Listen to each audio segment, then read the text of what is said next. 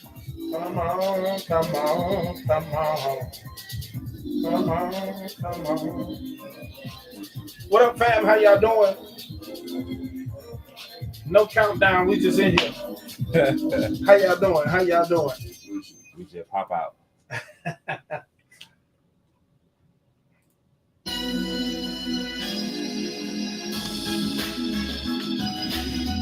What up, mama? How you doing? Good morning to you as well. I saw that message. Hey, mama. What's up, everybody? On and popping. What it do?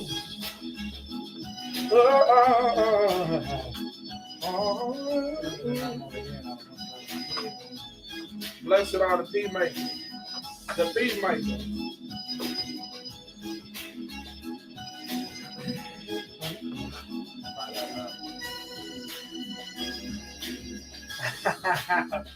What up, boy?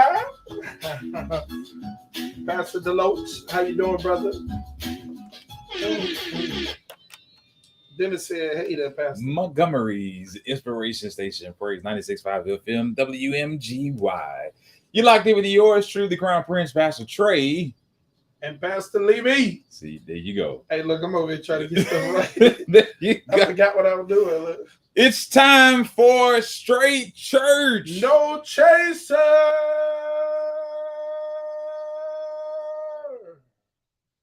I got it. This is our opportunity where we keep things real, relevant, and righteous. Yeah, man. Family, how you been doing, man? Doing good. That's your line. How you been doing? How was your week, man? Week has been long. It's been fantabulous. Yeah, it's been long, but I can't complain. It's been good. What has made your week long? Writing papers for class. School is it's a blessing. Doozy, isn't it? It's a doozy. It's a blessing. But other than that, man, school's been amazing. Life is amazing.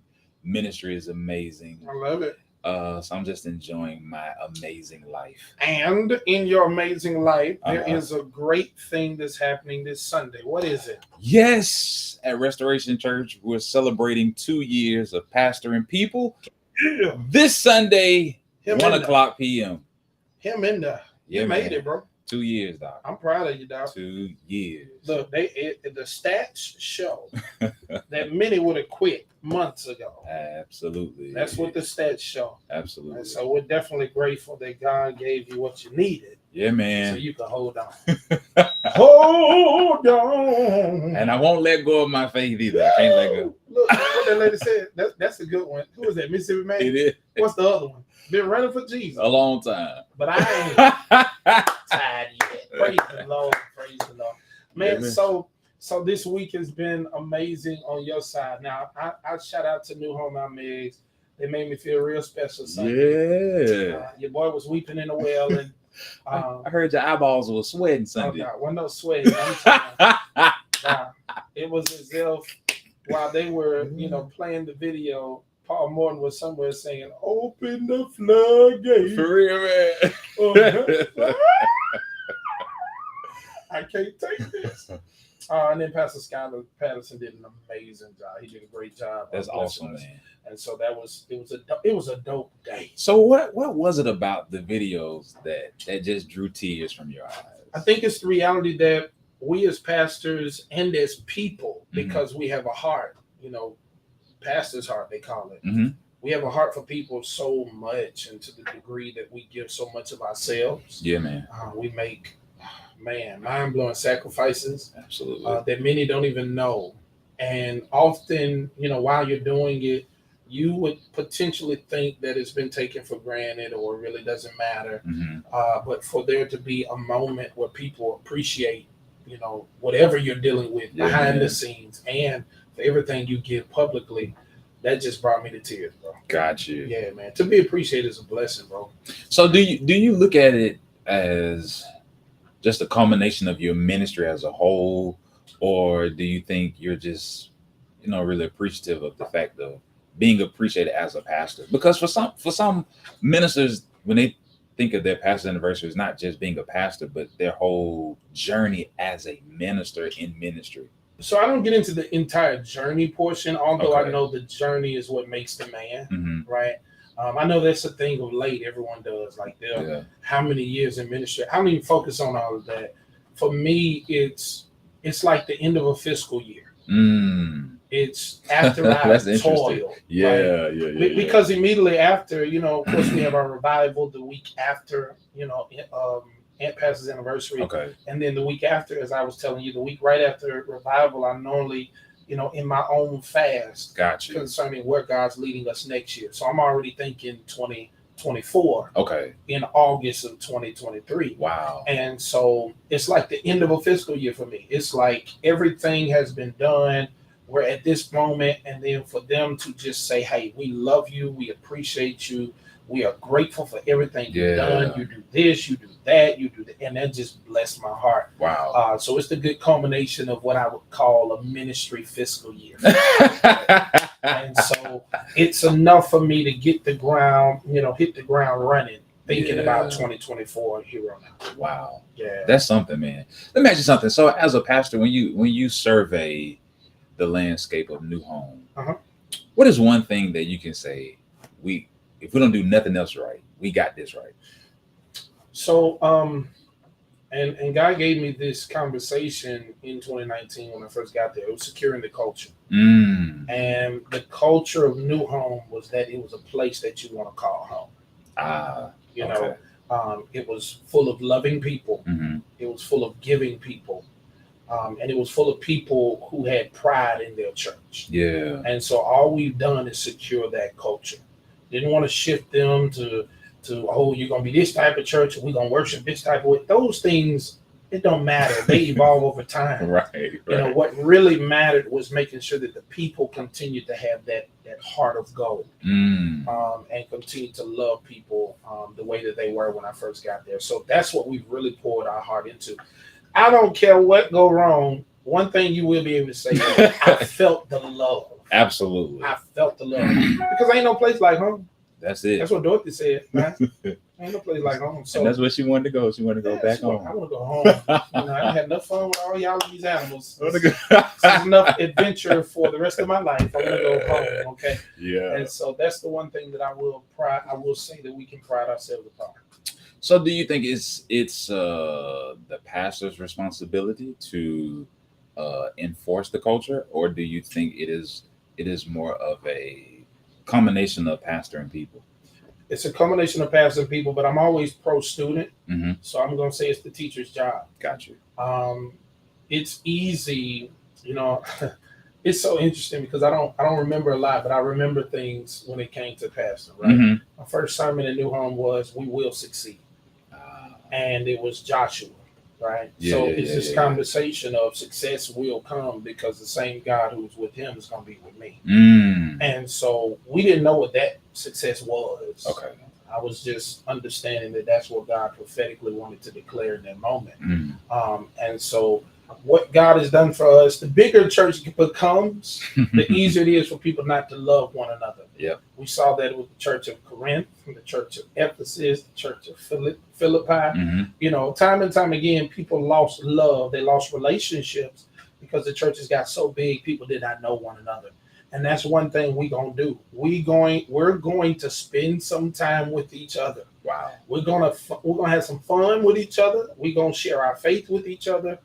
All of that. Fellowship matters. And most people don't understand that. Some people say, well, you're having so much fun. Hold on, child of God. I want you to get this. Most of us are encouraged by our peers. Yeah, man. More than we are by our pastors sometimes. And so if we have good moments of fellowship with our peers, we can, feel that we're empowered to handle anything that comes our way. That's a good look too, because oftentimes most people come to church, they're there maybe for an hour and a half. But as far as they go in the church building is to the sanctuary, maybe to the bathrooms, in the lobby area. Hey, bye. And then we'll do this all over again. So it's great when you have those times and those moments of fellowship because you get a chance to bond, and the chemistry begins to grow, and you get a chance to, as you talked about earlier, establish the culture, because it's really hard to establish a culture with people you don't know or people you're unfamiliar with. Absolutely. I shared it Sunday. I shared it Wednesday night. So last Wednesday night I had the opportunity before Pastor's Anniversary to kind of preach my own Pastor's Anniversary. No. And I call it the makings of a great pastor. Look at you. And I dealt with the text with Jesus Christ. Could not do much because he was at home and the people were so familiar with him, they questioned everything about him. Wow. But he still did some things. What did he do? He kept preaching, he kept teaching, and he kept reaching. Got you. And then, this Wednesday, I got to talk about the makings of a great church. Okay. And I found myself talking about how the church must be steadfast and devotion, et cetera, doctrine, and all these other things. Absolutely. And I just walked the pew all the way through, right? But the interesting part is the reality that people don't normally change churches because of their pastors. They normally change churches because of the toxicity on the pew. So it's normally someone in the pew that calls someone else in the pew to feel some type of way.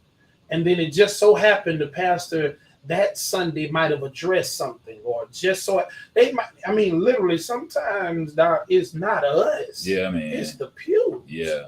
And if we could ever get people in the pews who understood the spirit of building one another versus beating down one another, the spirit of loving each other through their issues and flaws, versus, going on the phone and calling Claritha and Doretha to tell them too. Covering instead of exposing. Exactly. Yeah. Like if we got the pews right, then there will be power in the pulpit. Because what's said from the pulpit now can be acted on by the pews, because whatever God calls us to do, it normally necessitates more than just one person doing it. Absolutely. And so, it's always bigger and greater than one person. Absolutely. Always. Absolutely. So if we can get them, get our cousin them that right in the pews, then we can see all that God desires for us to see. Yeah. No, it's a good look though, because oftentimes pastors are really, really not the reason why. But we're the ones who take the brunt of it. And we take it personally too. Yep. It's hard not to, because we're giving our heart and our souls to these things. Everything. And when people are leaving and we didn't even know that it was really because of Sister Mary Ann over there, we're hurt.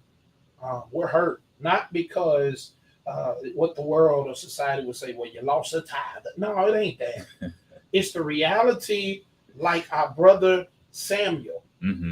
He knew what he had invested in the hearts of the people. Absolutely. He knew what he had invested into Saul, and for him to see an investment go to waste, it hurt him. Yep.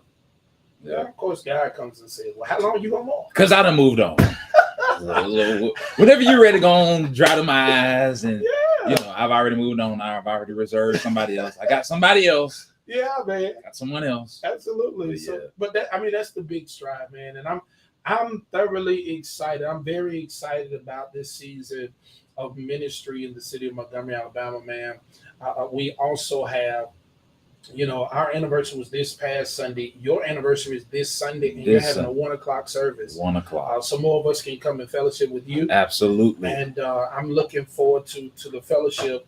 And then I think the Sunday after, there's a 3-day weekend of events with Pastor Cameron Thomas, who was here with us a few months ago, or weeks ago, rather, at Hutchinson Baptist Church. So God is doing some amazing things, man, and we're seeing the changing of the guards.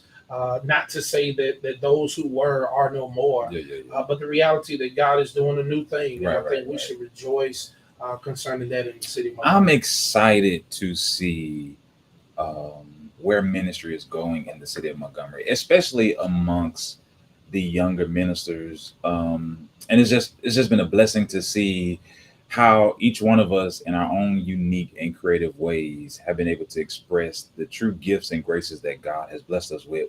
And so I am encouraged for the state of the church and for where ministry is going. And oftentimes, when we talk about the church, people are so quick to talk about what's wrong with the church, or the church isn't doing this, or the church needs to do that.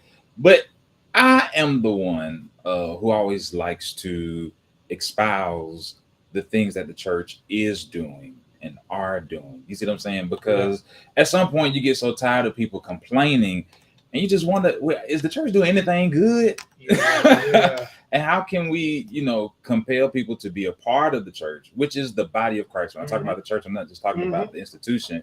But how is it that we can compel people to be a part of the church if those of us who are a part of the church are always ridiculing, criticizing, bashing, and antagonizing, and sometimes demonizing the church?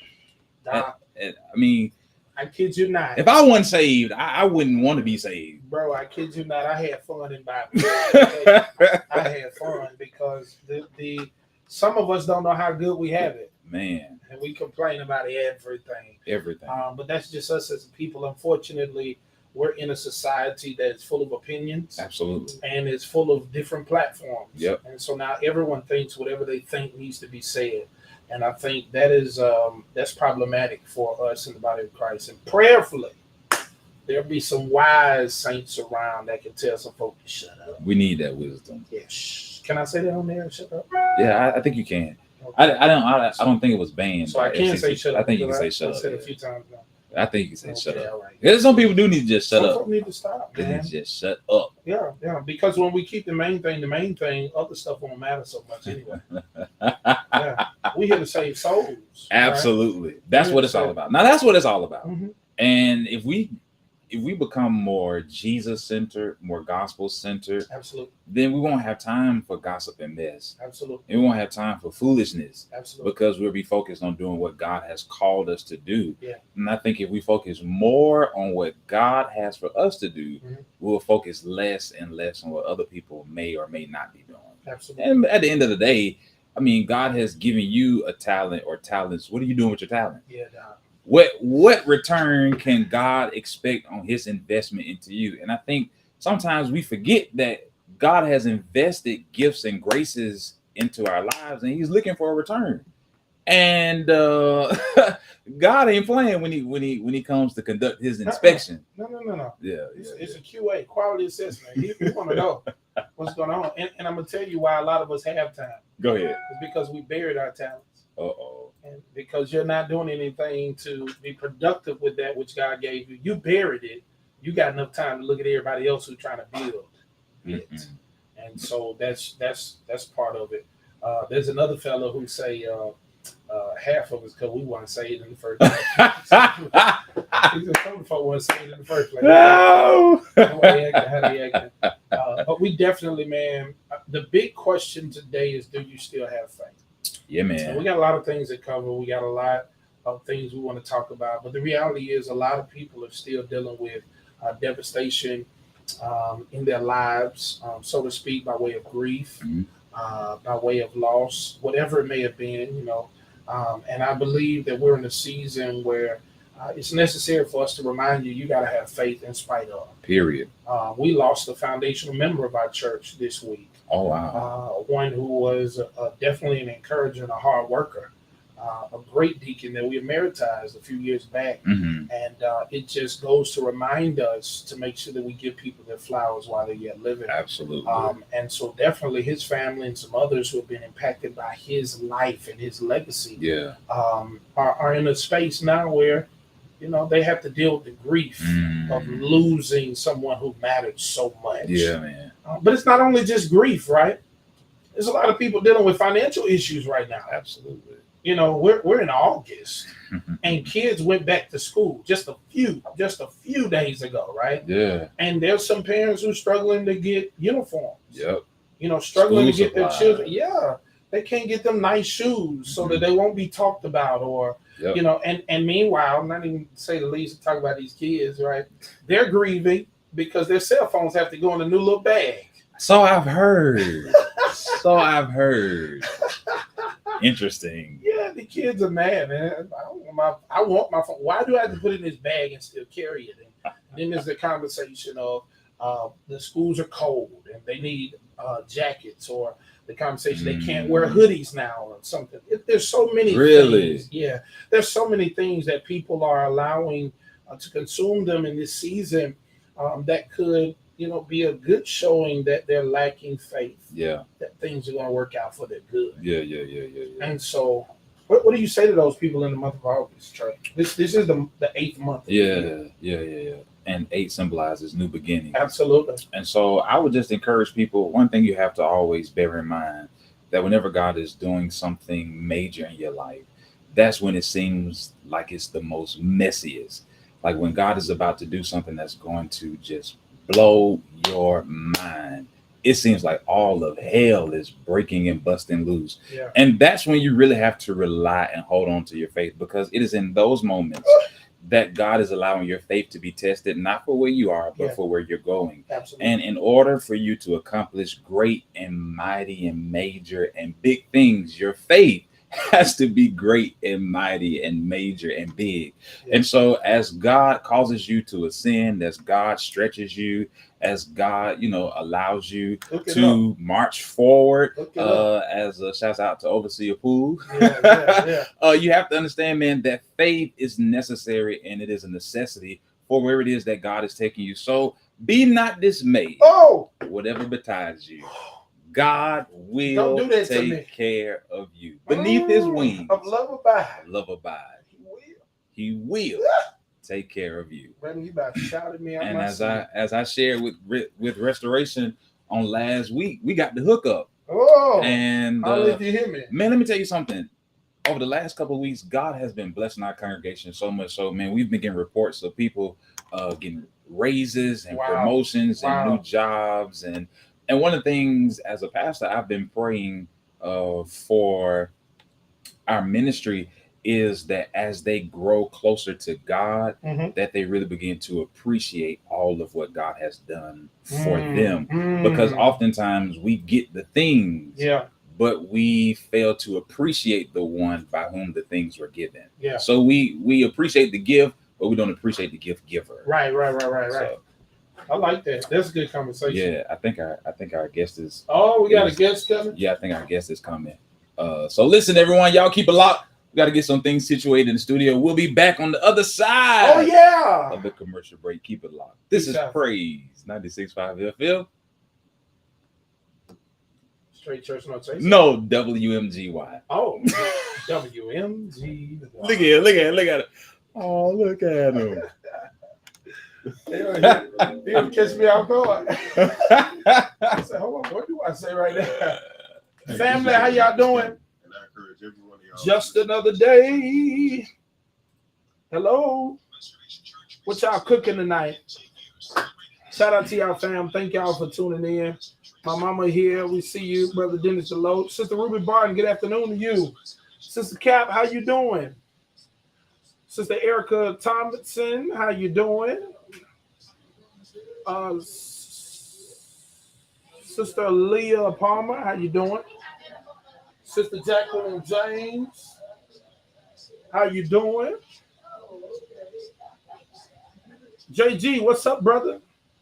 Laid out Tania, how you doing? Sister Andrea Spriggs, how you doing? Never even would say it. Miss Gwen, how you doing? Frankie Smith, how you doing? Kiera Brown, what's up, fam? Bishop, hey man, what's up, Doc? How you doing? It's good to see you, man. I saw your wife last Saturday. My wife? Yeah. Oh, Lord, what she was doing? Let me mute the line.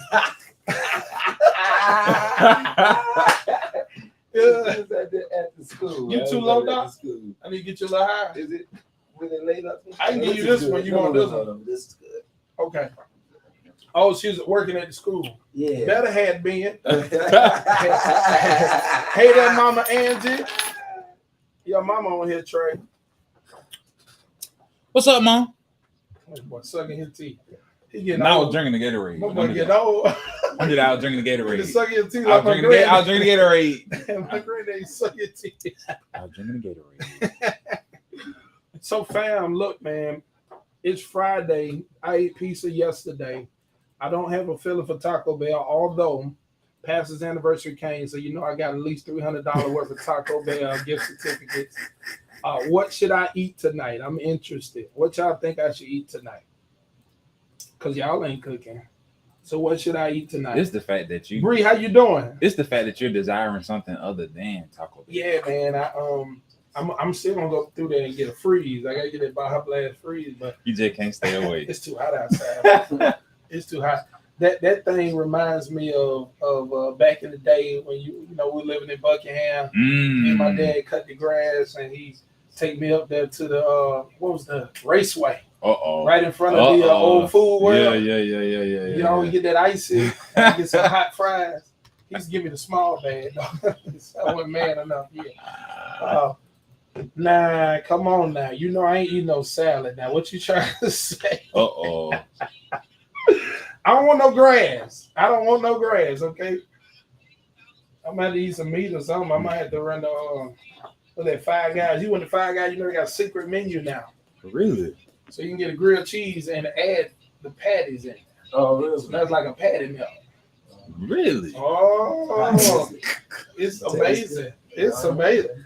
Man, a hamburger with a whole bunch of cheese. Hallelujah. Thine the glory. Trying to get me healthy. Yes, ma'am. I can't even go against that. I need to get healthy. It's a shame. I keep telling I told him when I first got out of that new home. I cannot get fat and y'all have a gym. And here we are after the pandemic. Y'all pray for your boy.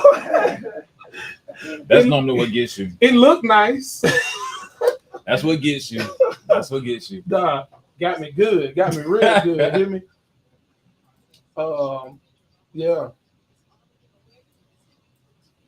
So come on, Southern Black man. I'm gonna do better. I promise. Family, y'all ain't cooking. What we eating tonight? Mama, you still on here? Don't be talking about no crab leg.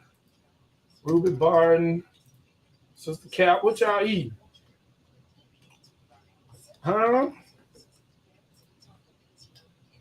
Why it look like this screen yellow, man? Which one? Yours? I don't like how it look. I got a little OCD and stuff. I can't have it. You gonna try to wipe it off? No, I'm about to see what they light gonna do. Oh. So what is your norm? Trey, you go on vacation after the past anniversary? Absolutely. Just go and decompress, unwind. How long? Prior to school, I really don't have one prior. That's good. Look, I asked you because you ain't gonna ask me. You didn't ask me, Doc. Where you enrolled at? Liberty University. Okay. What you studying? Christian apologetics. Nice. Going to get my master's degree. Nice. That's too bright for you? Yeah, way too much. That.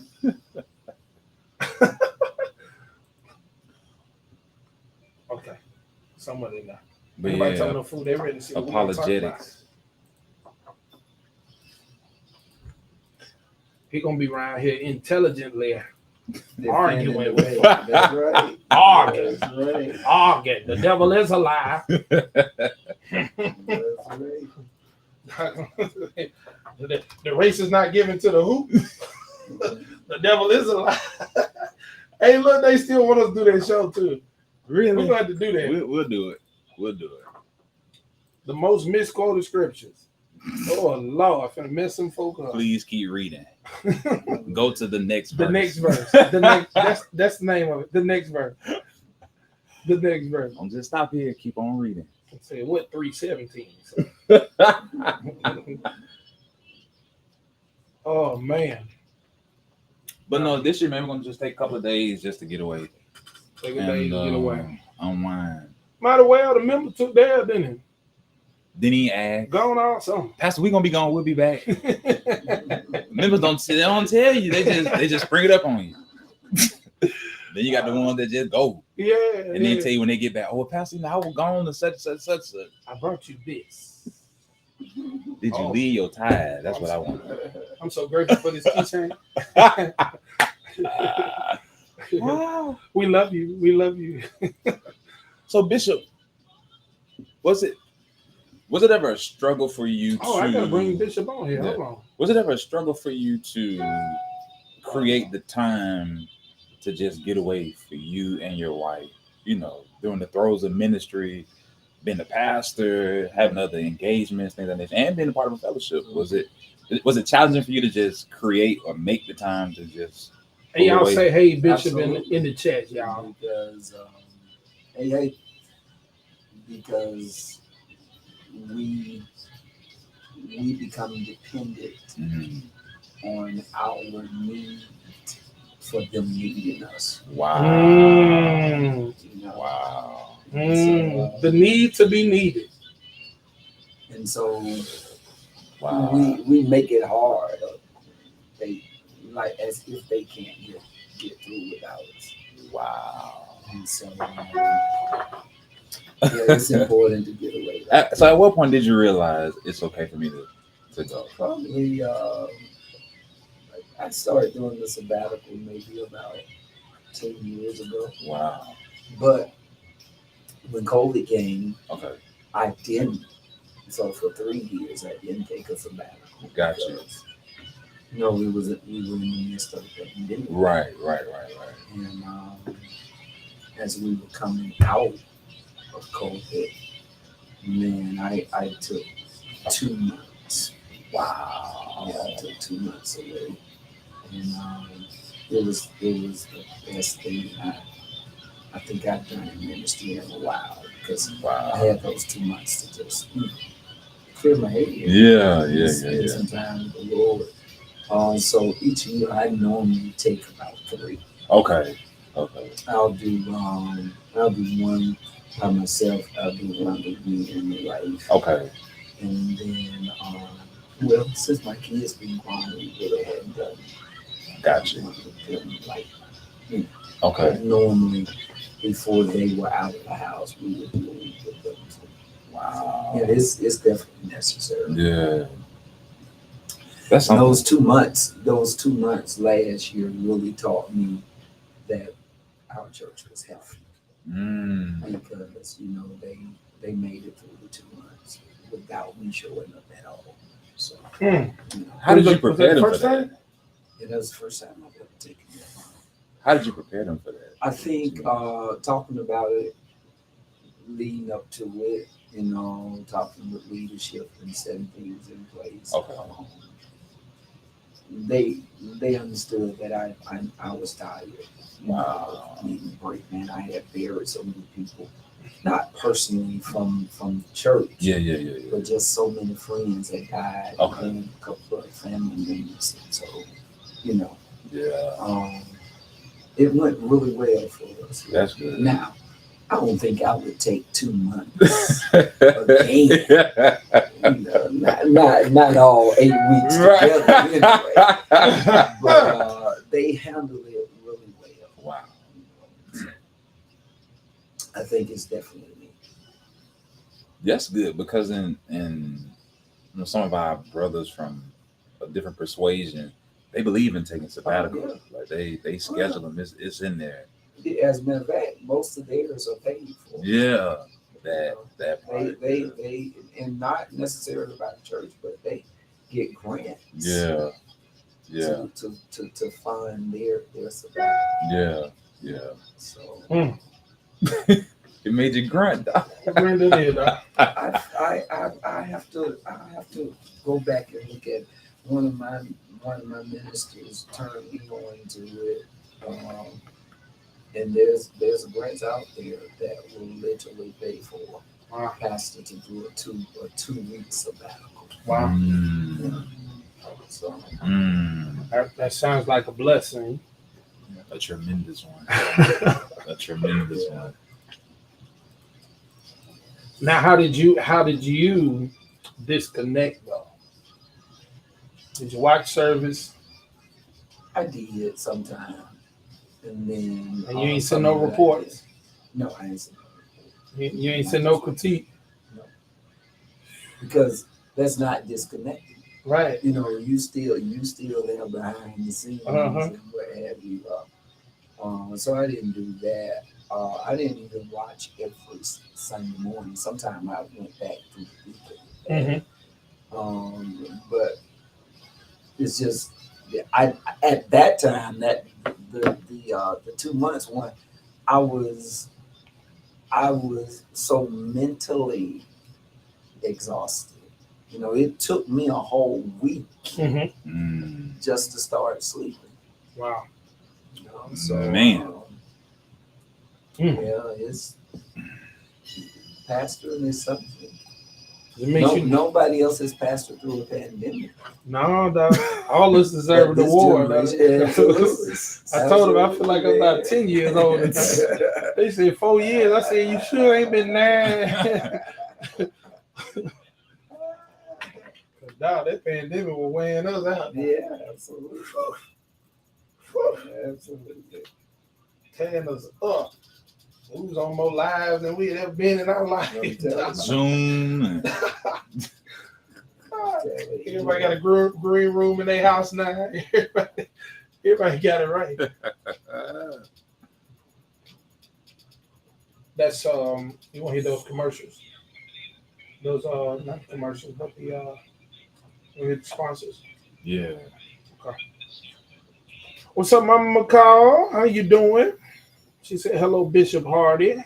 Hello. Sister Leah Palmer said hello, Bishop Hardy, Ruben Barton, Frankie Smith.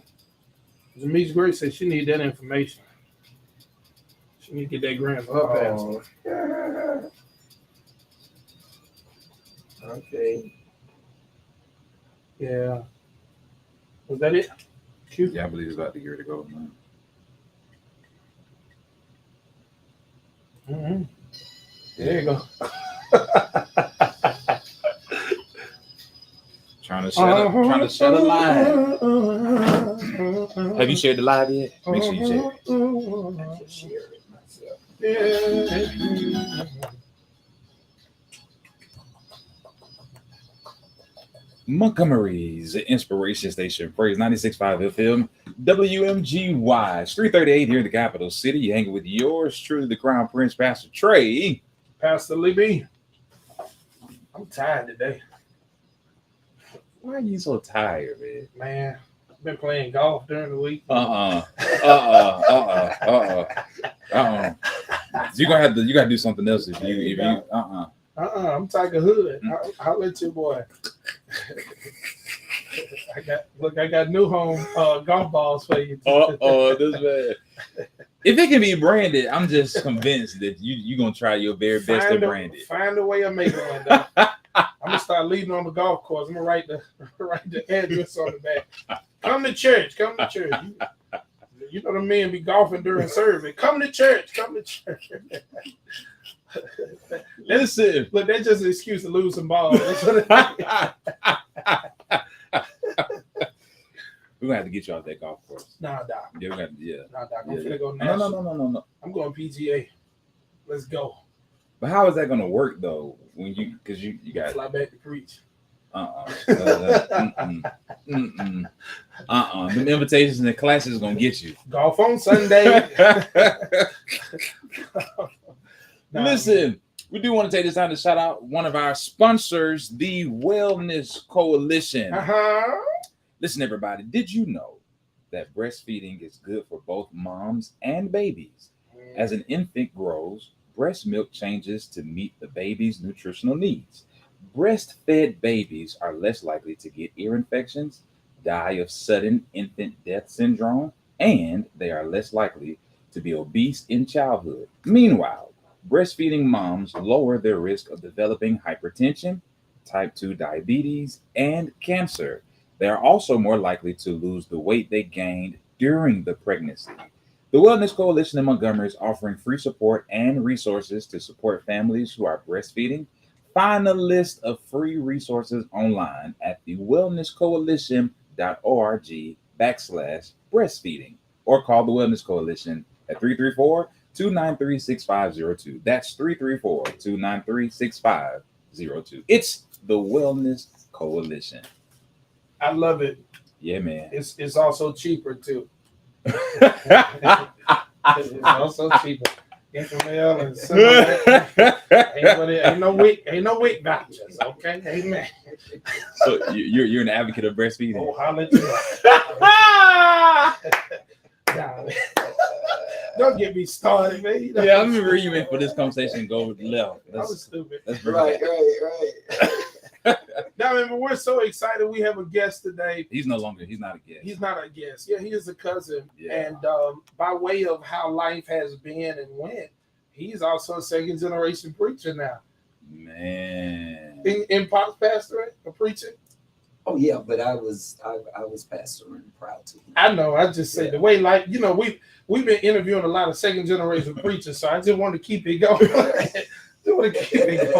So we have the bishop. Y'all heard that voice. You know who that is. The singing, the preaching bishop of the Faith Church. Man, Faith Anywhere Church. That's what's amazing about it.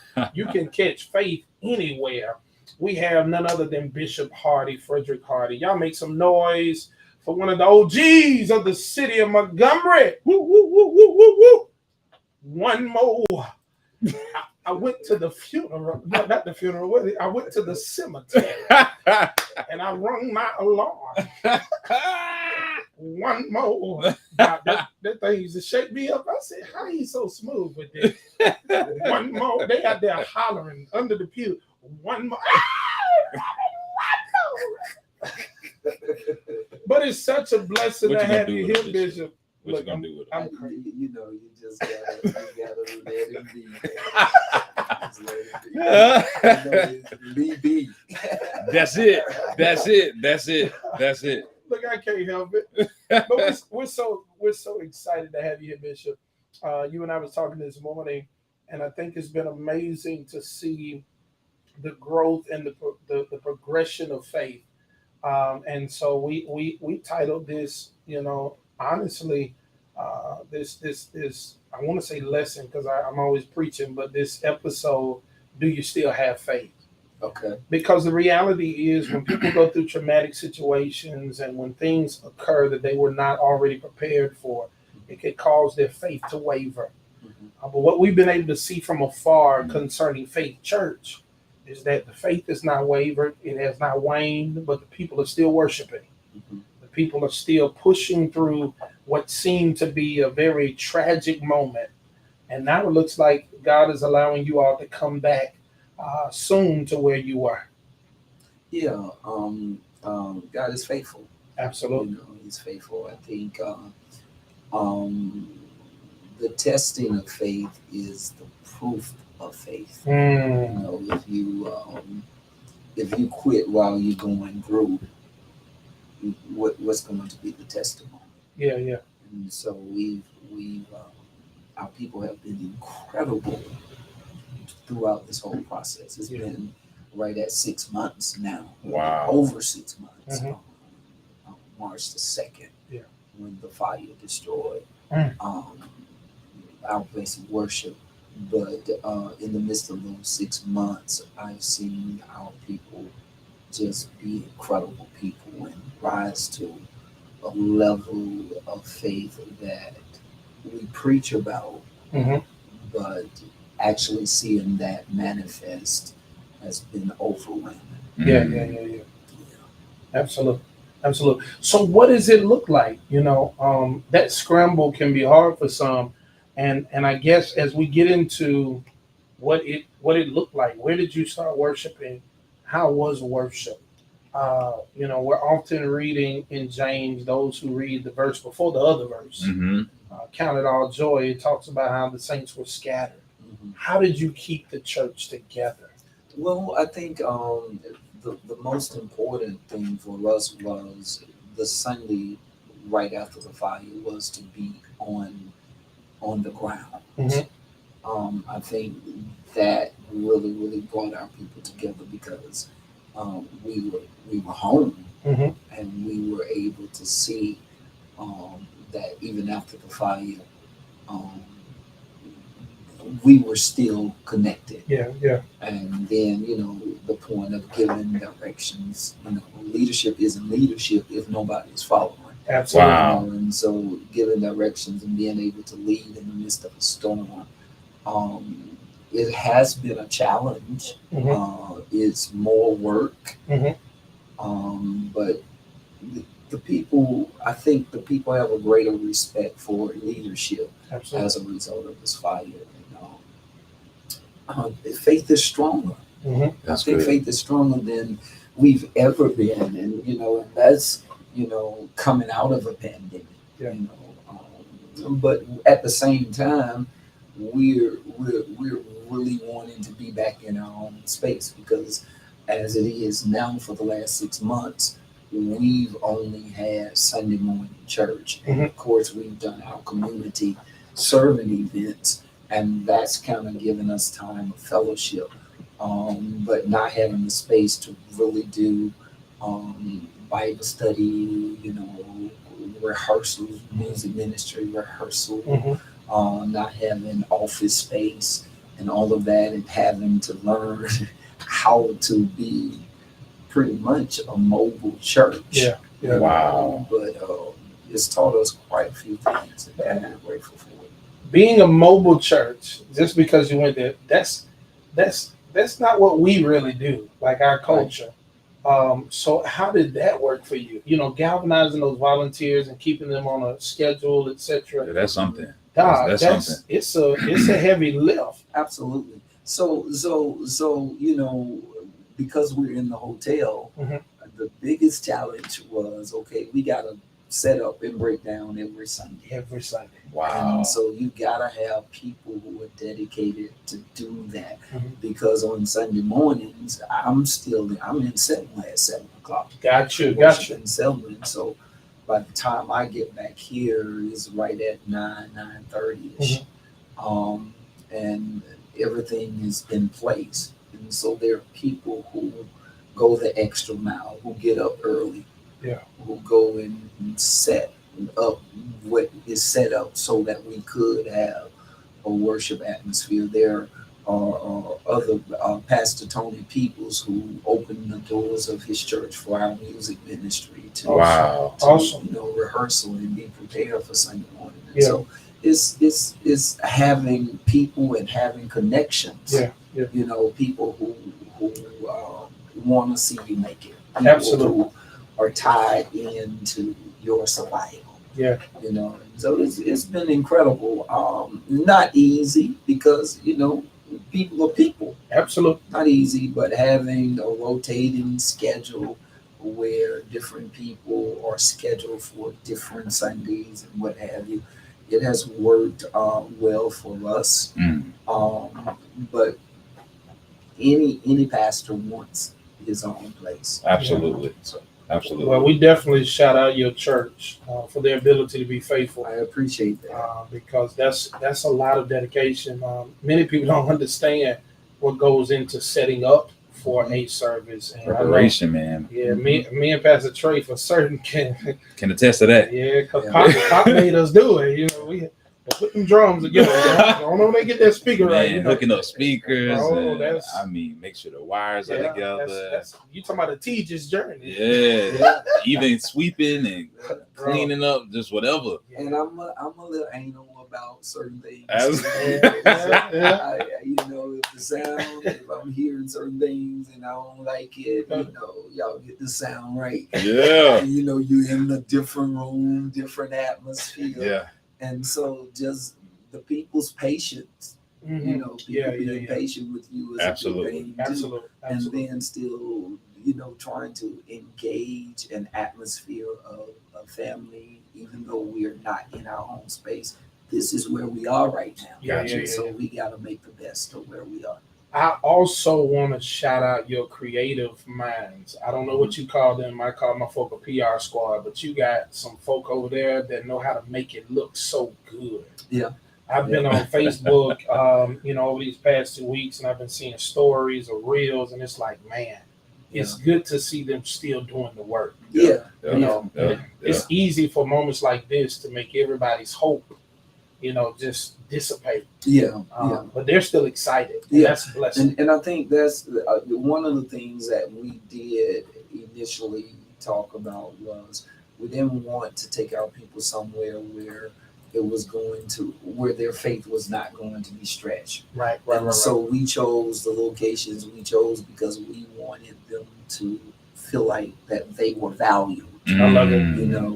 And to get a picture of life after this fire. This is where we're going.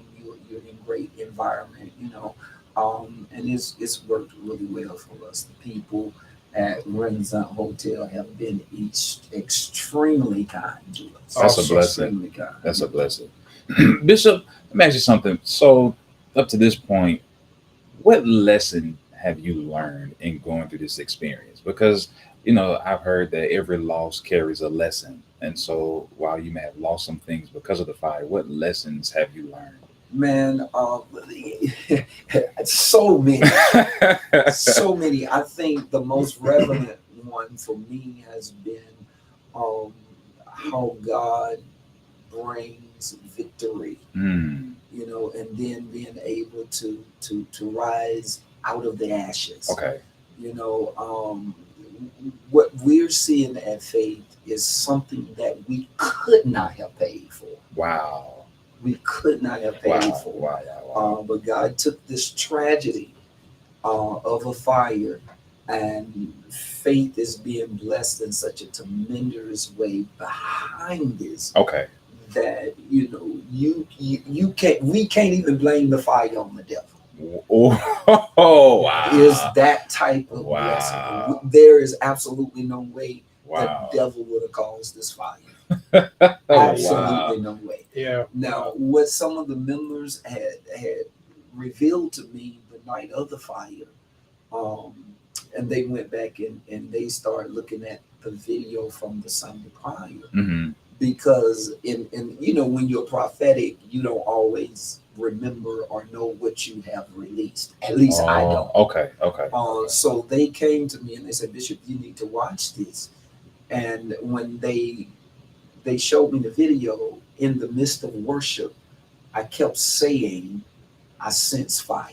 Wow. And literally, I'm saying the fire is coming. This must have been maybe either the first Sunday in March or the last Sunday in February. Wow. One of the two. I was saying, I sense the fire coming. Fire is coming. And I had no idea that it would be, the physical fire of the church. But, they connected that.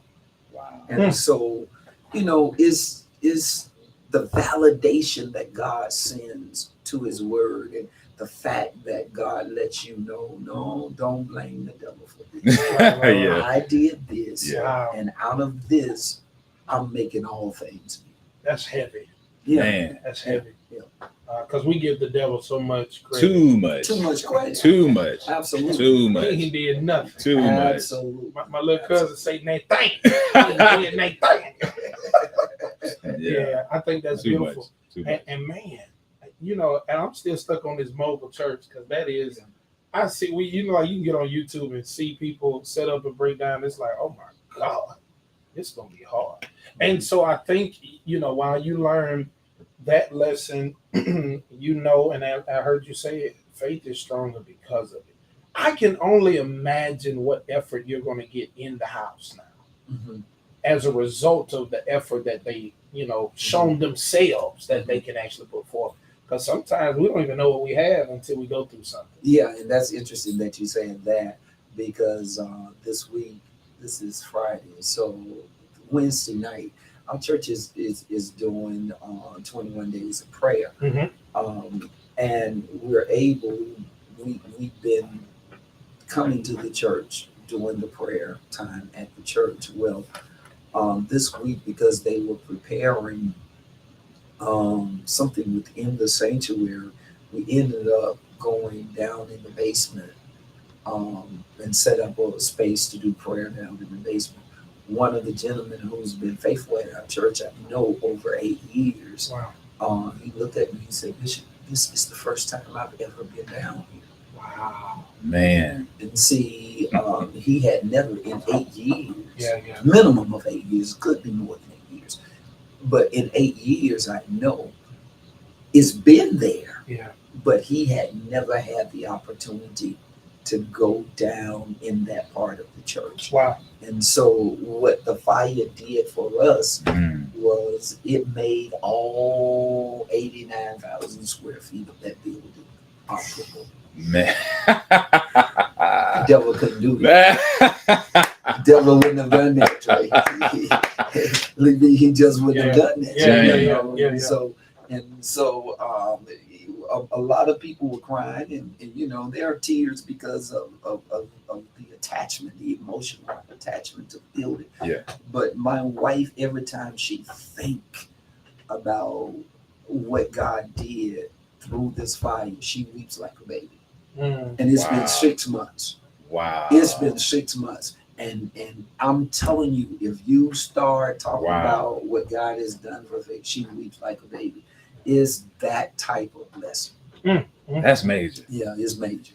But it also takes a certain level of spiritual maturity to not to be angry with God or be upset with God or be antagonistic concerning God, but to really take a step back and to appreciate and recognize what God is doing, even in the midst of what may be an uncomfortable situation. And so it takes a certain level of spiritual maturity. Yeah. And one of the things that I see just from listening to you talk and observing faith from afar is that there is a certain level of closeness, the bond, that there's a certain bond that's there that wouldn't have otherwise been there had it not been for this situation. Yeah. And so whereas oftentimes some things are a blessing, even though it happens at unfortunate times. Right.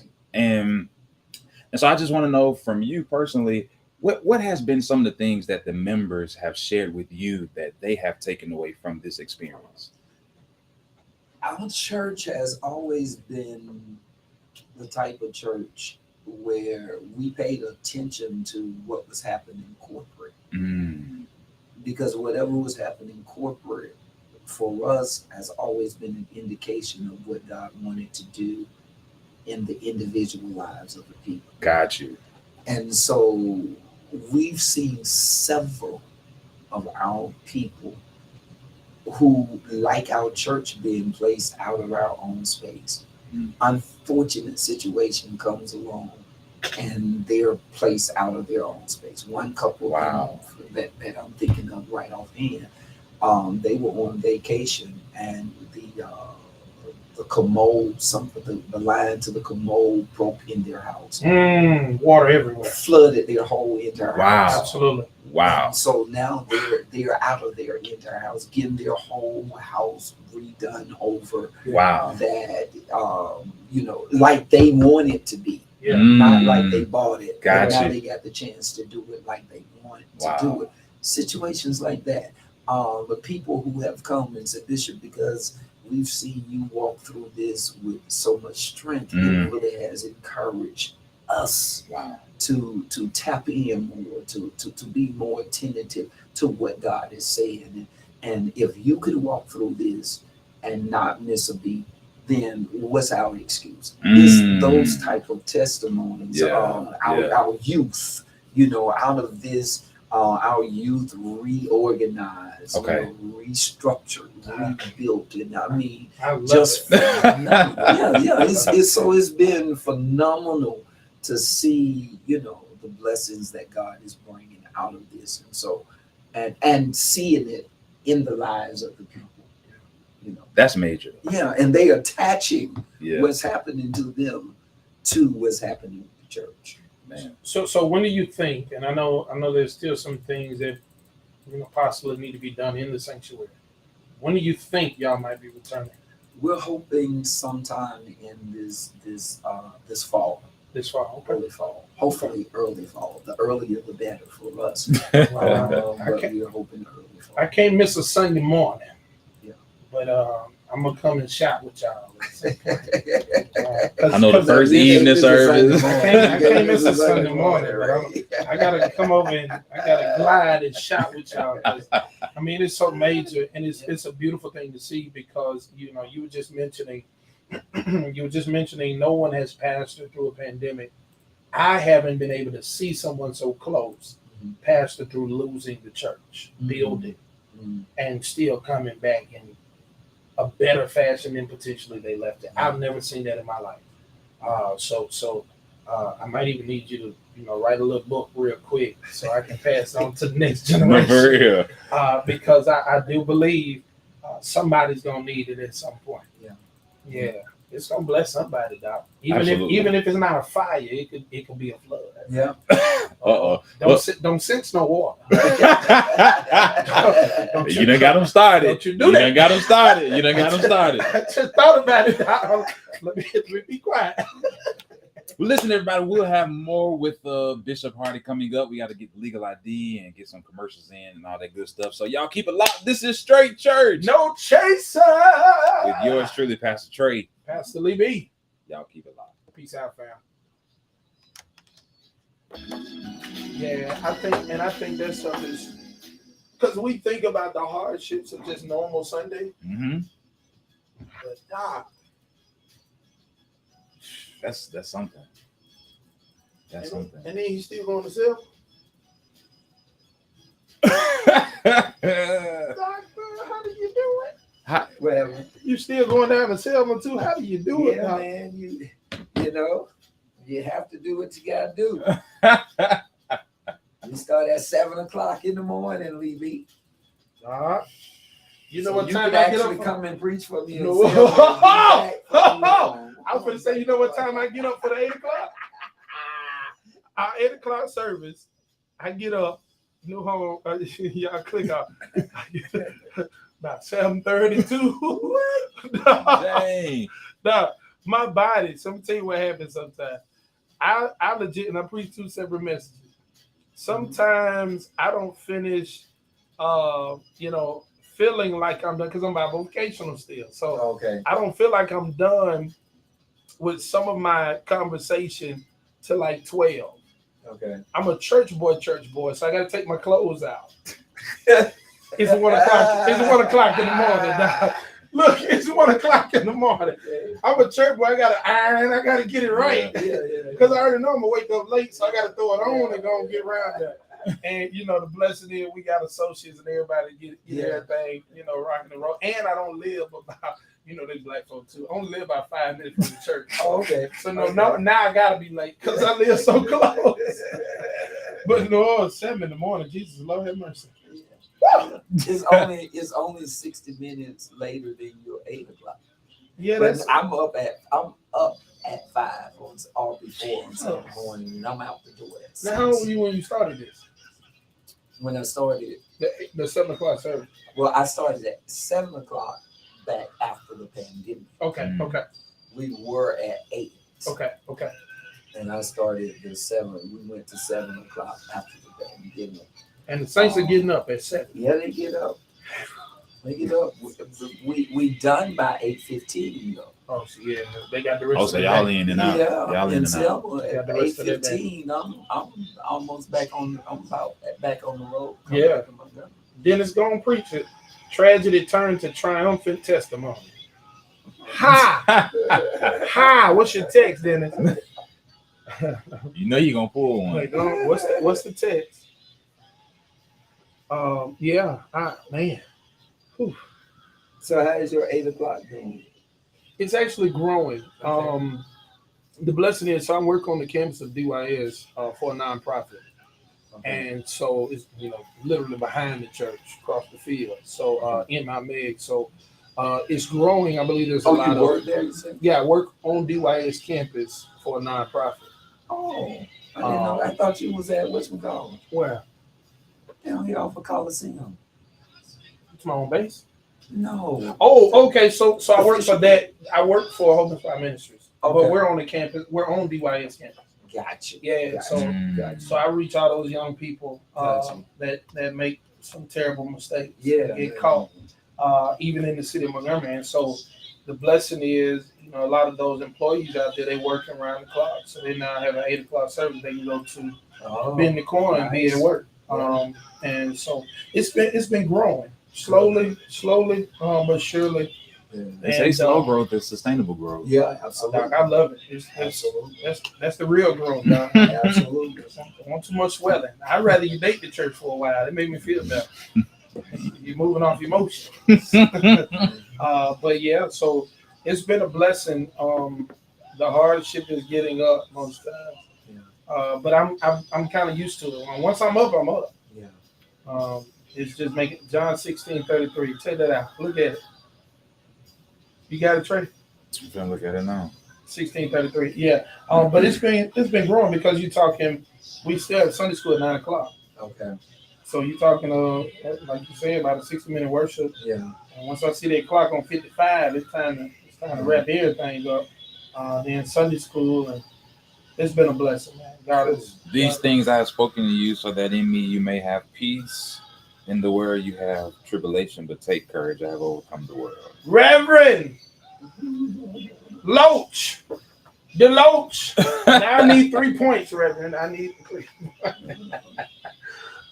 You know he gonna give them to you. Who was that? Oh, that's that old quartet. Andrew Cheers. Heroes, he got up. Yeah. Oh man, you should play one more blessing. Oh, we're gonna play it. Yeah, We're gonna play it. It's a clip now. I don't even know if I had a clip in my phone anymore, bitch.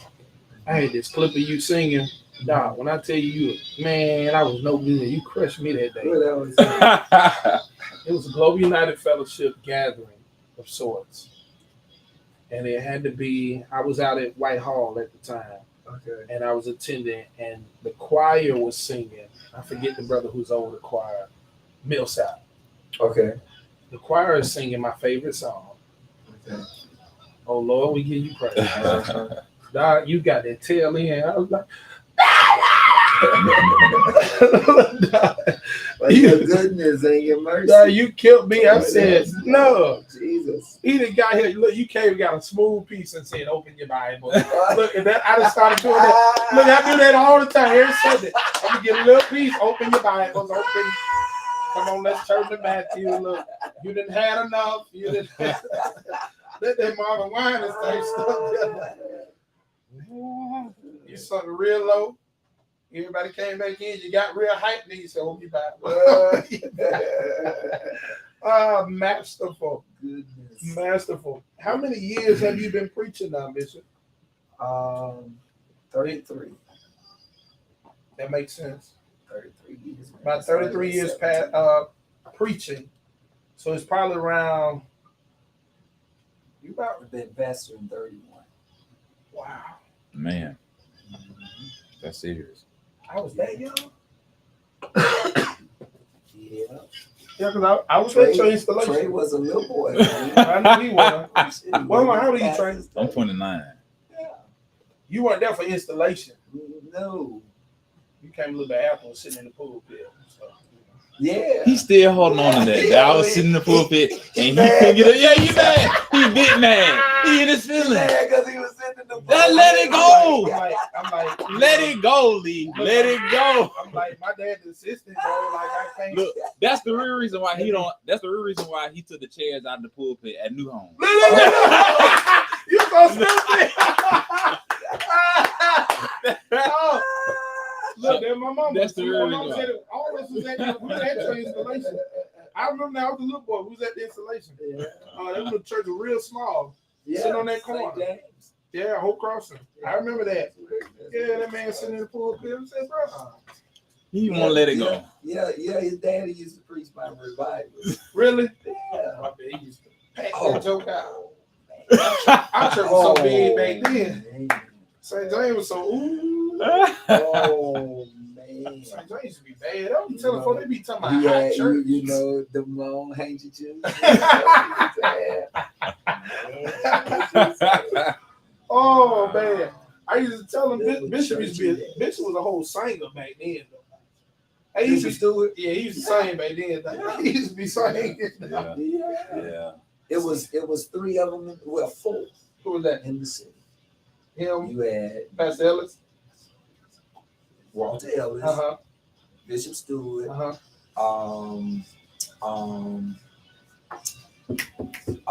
Milner. Milner, Will Milner. and Mays.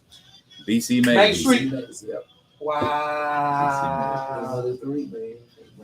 And so you were the young baby boy preacher. I was the young preacher in the city. It wasn't no younger. It wasn't the younger preachers in the city. I was the young preacher in the city. How long was it like that for you? I don't know. I don't know. How did they treat you? Really well. Wow. really Wow. well. Wow. Really well. See, that's not a testimony we normally hear. Yeah, I have no bad things to say. You paid homage to them though too. Absolutely. You honored them. What else would you say you did that kind of? I showed up. Mm. You know, I showed up, man. If they was having something, I showed up. You know, and so yeah, all of them.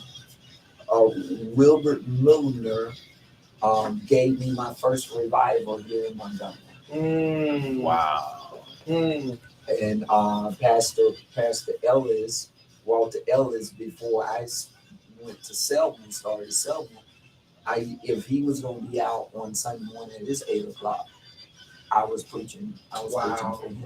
Wow. Man. Bishop Stewart, I preached his revival for Bishop Stewart and Christmas Day. Yep. Wow. Yeah. Every year. Man. I remember going to Christmas Day Faith. every year. I remember going to Faith for Easter service one year, Easter sunrise service one year. We probably did. I remember that. We probably did. Wow. Yeah. And so they were very kind. Dang, I remember that. Yeah. Because it was swapped. If we did Christmas at Faith, you all would do Easter with us. Yeah. And if we, yeah. And we actually, it was the other way around because we always did Christmas at y'all At St. the James. church that Christmas morning. Man, that's something. Yeah, I was there Because I remember going to a sunrise service at Faith. Yeah. I remember that. old school sunrise. Yeah. Yeah. Jeez, 6 o'clock.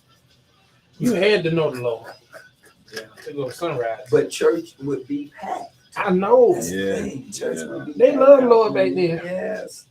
Yes, I don't know what y'all did to it. Yeah. Look, my sunrise 8 o'clock. You come see me at 8. Hey, y'all came along with the WWW, that World Wide Web, Oh, Lord have mercy. and folks stopped coming to church. Nah, I legit. I remember, man, that was a good era for church though. Absolutely. Um, I'm trying to think if there wasn't another young pastor in the city when I came. wow. The closest one to my age would have been Mac Fowler at Shower Pastor Wyman father. Yeah. Okay. in the city. Wow. Okay. Like I said, because I think he came here, they said, real young. Yeah, he was young. So were you ever a part of the unions or the convention? They put me out, man. They put you out. Oh Lord. You got put out? Yeah. They put me out of the which one? What you said to him? Dr. Bozeman was over it. It must have been the Baptist Minister Union. No, not the Baptist Minister Union. They Was it the put me Oh, district you talking about the out. The association? District Association. Oh, The okay, District okay, Association. okay, They okay. put me out of the district. What you did? I think you told this I story. licensed a woman to preach. Oh, yeah. Oh, They man. put me out. Yeah. Yeah. Some saints still on that. Yeah, well, you know, it is what it is. all of us got them now. You do too, BB. No, I don't. You got them. They just undercover. Right Yeah, they now. are. Yeah, they are. Yeah, they look. Yeah, You they might are. as well loose you because it's coming. You Yeah, might as well loose I mean, you know, I tell people all the time, there's a whole other conversation to have nowadays, you. Yeah. and that's dealing with the community with all them letters, the LGBTQI and all that. That's Yeah. a whole. That's the conversation now, Yeah. not All the of us got sex 'em. conversation. Yeah, absolutely, they're there. All of us got them. They're there. And so this ain't our grandmama's church. You can't preach against them now. Man. Because if they turn on you, Oh Lord, you know, oh Lord, they cancel you now. oh Lord, cancel culture. And it's so easy to get canceled Yeah. nowadays. For the slightest thing they cancel, you get canceled. Yeah. It's interesting. These are some interesting times. So Bishop, when did you realize your ministry was shifting to where it is? It's kind of to where it is now. We're just kind of shifting from the traditional way to You talking about the charismatic movement? yeah. I think it was early for me because the first year Full Gospel came out. I was at the first conference. Oh wow. And so I came back, and we brought St. James into full gospel Okay. at that time. That was a fight for me. Wow. Not a major fight with the people, but with some of the deacons and the minister. Okay. Trustee, they literally had gone to an attorney because I was talking about bringing the church over. And all of that. Man. Yeah. But isn't it interesting that the people that you probably spent the most time with did not understand Yeah. your intentions? Yeah. And the pews weren't fighting, but the people that you sit in all the board meetings Yes. with. But the beauty, I think, for me, even in that, because the people saw, they saw God in the leadership. There was never a fight among the people. And so our deacons at St. James, I never will forget it. In a deacons meeting, I was bringing something forward, and the deacon said his name was Ben Adams. Said to the other deacons, he said, "Well, brothers, we might as well accept whatever it is that he's bringing along, because if he have to take it to the people gonna go along with it." And so I didn't have major fights with St. James. That one incident where it was one of the preachers. I think he was a deacon then. I can't recall if he had started preaching. Maybe he had started preaching then. And a trustee had took it upon himself. He was the chairman of the trustee board. Had took it upon himself to go and meet with an attorney and bring a letter to the meeting that I was having to take St. James into full gospel, because they had already kicked us out of the district association. And the people ate them up.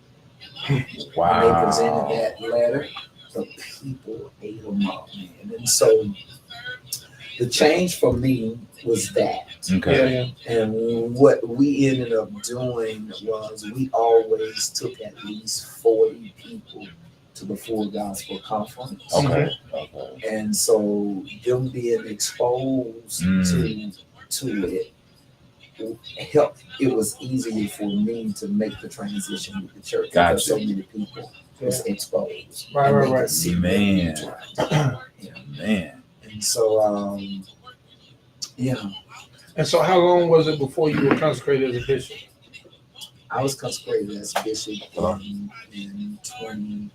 2012. So you joined when? When was this? The first year. Was it? It had to be 97. Okay. 97. Okay. Awesome. So what do you and I know so what do you attribute your or what do you give credence to Full Gospel for teaching? Full Gospel, man. Full Gospel was everything. It was the ministry of excellence. It was being able to remain Baptist but knowing how to flow apostolically. That was Full Gospel. And so for me, I think it would be the ministry of excellence and then the apostolic flow with maintaining my Baptist. Wow. And exposing me to prophetic preaching.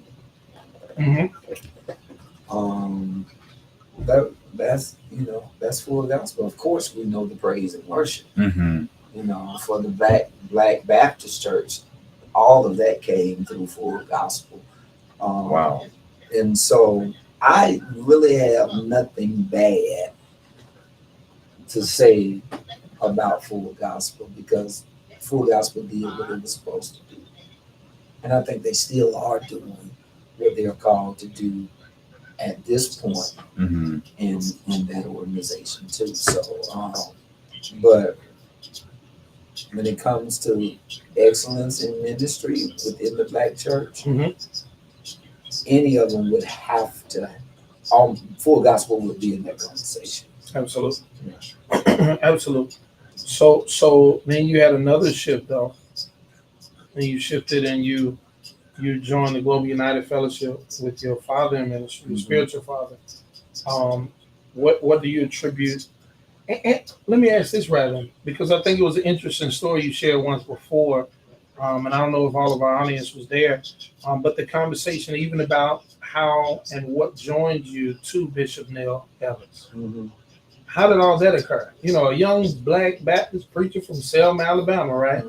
Pastoring in Montgomery, Alabama. How you find your way to Nassau, Bahamas? My wife. Okay. At the time, we weren't married. We were really good friends. We weren't even dating. Bishop Ellis preached at the church she was going to while in college in Daytona. Okay. And she said, I have this preacher, I think you need to hear his tape. And she sent me the tape of him. And the word just really registered to my spirit. And we invited him to come to Montgomery. Wow. And he Were gave you a Full Gospel at the time? Was this Full Gospel at the time? I think I don't know if it was Full Gospel at the time. I think you Full probably would have Gospel known came him along afterwards. Wow. So he came to St. James. Yeah. Wow. That's massive. Yeah. Bishop Ellis came to St. James. That is not small. Yeah. He wasn't even. I don't even know if he was a bishop then. He could have been. I can't. It's been so long ago. I can't recall. But yeah, he came to St. James and he preached for us. It was either 2 or 3 nights. Wow. And but by the time he came to St. James, I was married. So Full Gospel had started. Okay. Because I was married. And after that, after he left St. James, left Montgomery, the Lord just said to me, this is who your spiritual father is. So my wife and I flew to the Bahamas and submitted to his Wow. I love it. Yeah. Wow. I didn't know he'd been in Montgomery. Yeah.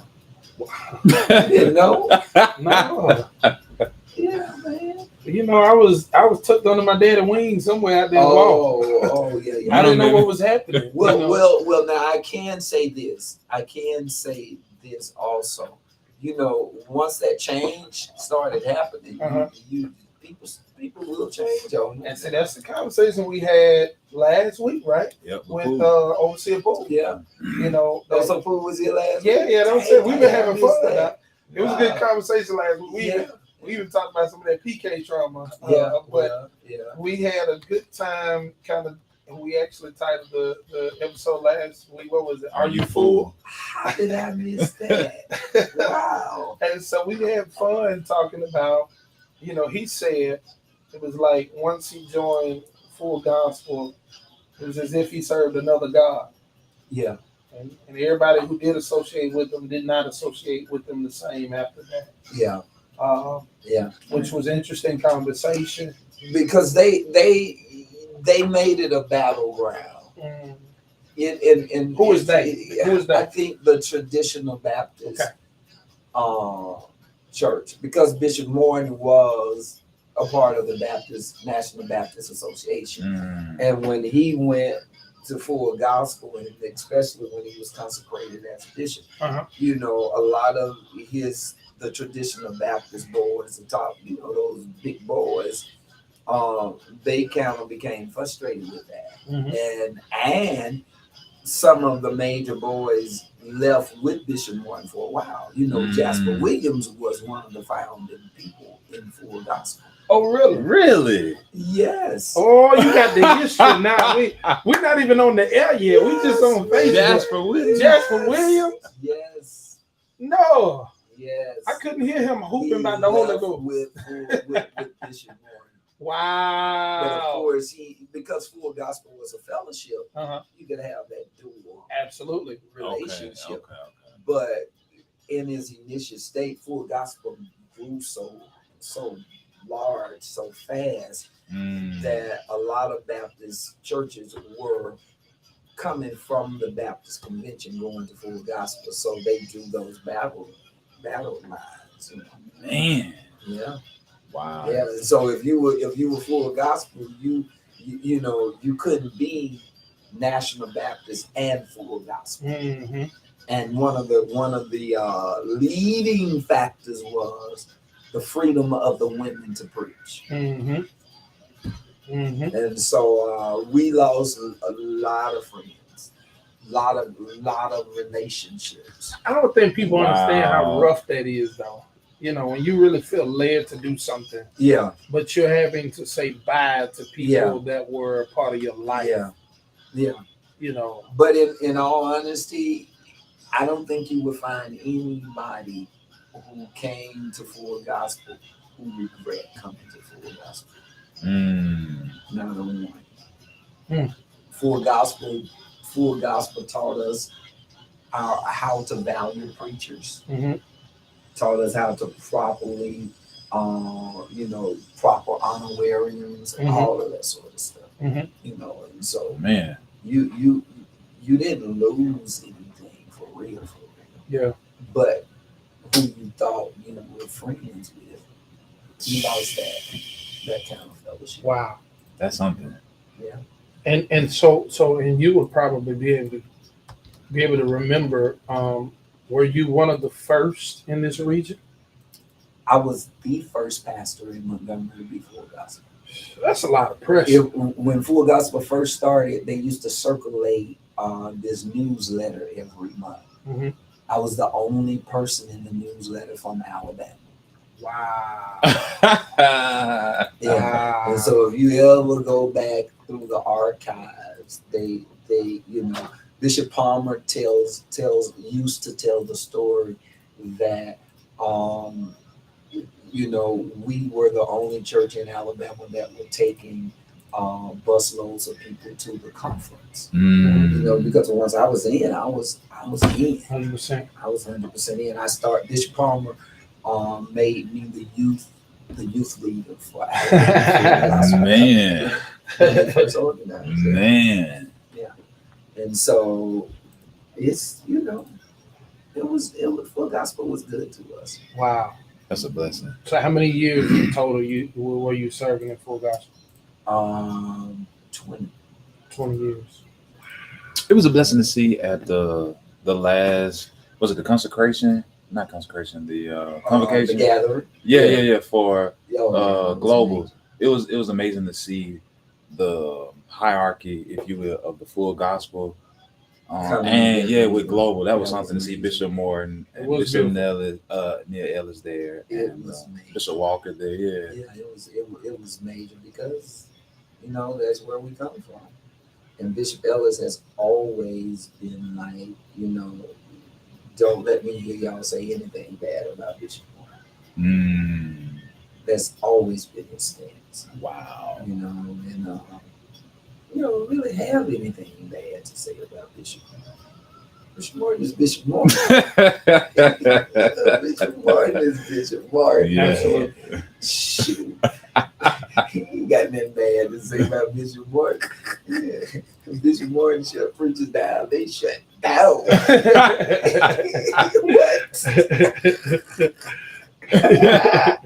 He shut all the way down. Yeah. I tuned in a few days. I think it was good to see you. You sitting right behind your pastor as well. Oh yeah, I serve as his executive assistant. Yeah. Yeah. It's good because one of the things that we don't see a lot of anymore is preachers submitted to their father and ministry. Yeah, that's so important. Yeah. So important. So important. What do you think that's done for your life and your ministry? Everything. If you have a spiritual father that your church don't know is your spiritual father, you ain't really properly submitted. Wow. They should they, you know, they should know. You know, they should just know. But it's everything. I've always enjoyed serving, even without the titles. Absolutely. You know, it was always if my spiritual father is somewhere and I'm somewhere, then I'm gonna serve. Plain and simple. But you know, that's how I started out with Pastor Edwards, Ralph Edwards as my pastor. You know, before we knew the title Alma Bell. That's what I was doing. I was driving him to preach. You know, I was carrying his Bible, you know, making sure he was straight and stuff. And then Full Gospel came along, he gave us the title. Right. Alma Bell. Wow. Right. You know what to call it. Yeah. That's something. Wow. So a lot of that structure came from Full Gospel. Absolutely. I love it. Absolutely. I did not know you were one of the first, though. I did not know you were one of the first. Yeah, man. And it was so interesting because, you know, I was a little church boy around that time. I ain't know about no Full Gospel, but I would listen to all Paul Moore music. Yeah. It was the only music that I played. Yeah, It's always been major. Monster, dog. You know, PJ used to play behind. Yeah, I learned that too. So I fell in love with PJ in college on the music scene, that underground scene. And then when I learned all of that, I was like, man, Which college did you go to? on the Alabama A&M. Oh, okay. Yeah. You over there with the dogs. Yes, sir. Yes, sir. The great college. Yeah, okay. On the hill. Don't get them stirred up. You went to ASU? No, I went to SU. You went to Selma. That's what I thought. Okay. I just check real quick and check the post of the room because I will get a little rowdy. Hey, how you let your wife work for ASU? Well, she went to that school. She went to that school. Now, to be totally honest, you know, there's a few folks that asked me. Nah, he gonna fix That's it. why you want to be the chaplain? I said, no, I can't do that. I can't pray for y'all. Don't do that. I can't pray for Don't do y'all. that. I'm You sorry. letting your prejudices get in the way. I'm gonna pray over y'all.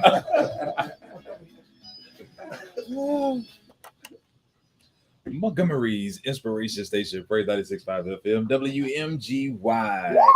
We're back with more Straight Church. No chaser. Here on your Inspiration Station.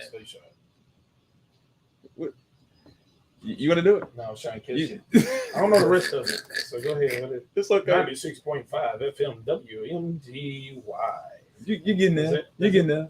You're getting there. And now. But listen, we do want to take this time to shout out our day ones. Shout out. We have to shout out the Loving Teddy Bear Foundation. Yeah. Founded by our big sis Tara and Mama Sonia Mills McCall. The focus of the Loving Teddy Bear Foundation is mental health awareness with a concentration on suicide prevention. This foundation is a tribute to the life and memory of Brother Colin Connor. To learn more about his story and the Loving Teddy Bear Foundation, head over to lovingteddybear.com. Once again, lovingteddybear.com. And to make a donation to this awesome and amazing foundation, you may do so via their website or on Cash App. Their cash tag is $ Loving TB Foundation. That's $ Loving TB Foundation. Yeah. Once again, shouts out to the Loving Teddy Bear Foundation. Shouts out, family. Hug yourself and love yourself. Hug yourself. Show me what you're working with. So we've been having some great conversations. Absolutely. And we found out, for those of you who don't know, we found out that the real reason why Pastor Levy Walker Jr. took down the chairs. That's what we do at New Home Mountain Eggs is because he's still sour about the fact that when we were younger, that I was able to sit in the pulpit with my dad and he was not able to do it. And he's still holding on. We're grown men. And he's still holding on to this. They let me get crazy. He took the chair. So he took the chair. He made up when he was 6 years old. He said, "If I ever pastor, won't be no chairs in the pulpit. No chairs." So your son can't even sit in the pulpit. Go over there to Children's Church. So that's been his church hurt these last couple of years. He's had on. That's been his church hurt. Y'all so crazy. So we found out the real reason. Okay. We found out the real All reason. right. All right. Okay. All right. Your anniversary is Sunday, right? Amen. Amen. Praise God. 1 o'clock. 1 o'clock. Y'all tune in. Tell them don't give me the mic. Do not give Levy the make sure that y'all do not give him the mic. Look, they gonna want me to sing. He's so I'm gonna say, no. Cut the music. I got a prophetic word for you. No, you don't. No, you do not prophesy. I sent water. Don't you speak to that out. Don't you put that on me, Ricky Bobby. Nah, man. I look, nah. Dennis said, Pastor said, ain't nobody sitting up there. So like they're gonna sit down on the field. Nah, man, I thought it was an interesting conversation. And as we talk about, this, do you still have faith? I think it's interesting because you share the same sentiment that Overseer Poole shared with us last week concerning the loss of friends for the sake of you following God, the loss of people who were supporting you, potentially even in the ministry inside of the church for the sake of you following God. And it's interesting because in moments like that, and I think there's someone who probably needs this somewhere in Radio Land or even on Facebook, in moments where relationships begin to sever, in moments where times begin to get sour, instead of you getting bitter, you continued on in your faith. Mm-hmm. Can you speak to how do you do that? How do you stay with God when folk aren't saying this is a good move? Mm-hmm. Well, my definition and what we've taught for years since the inception of faith is the God-given ability to take God at his word. Okay. It's the God-given ability to take God at his word. Yes, sir. If there is no word from God, it's not faith. Okay.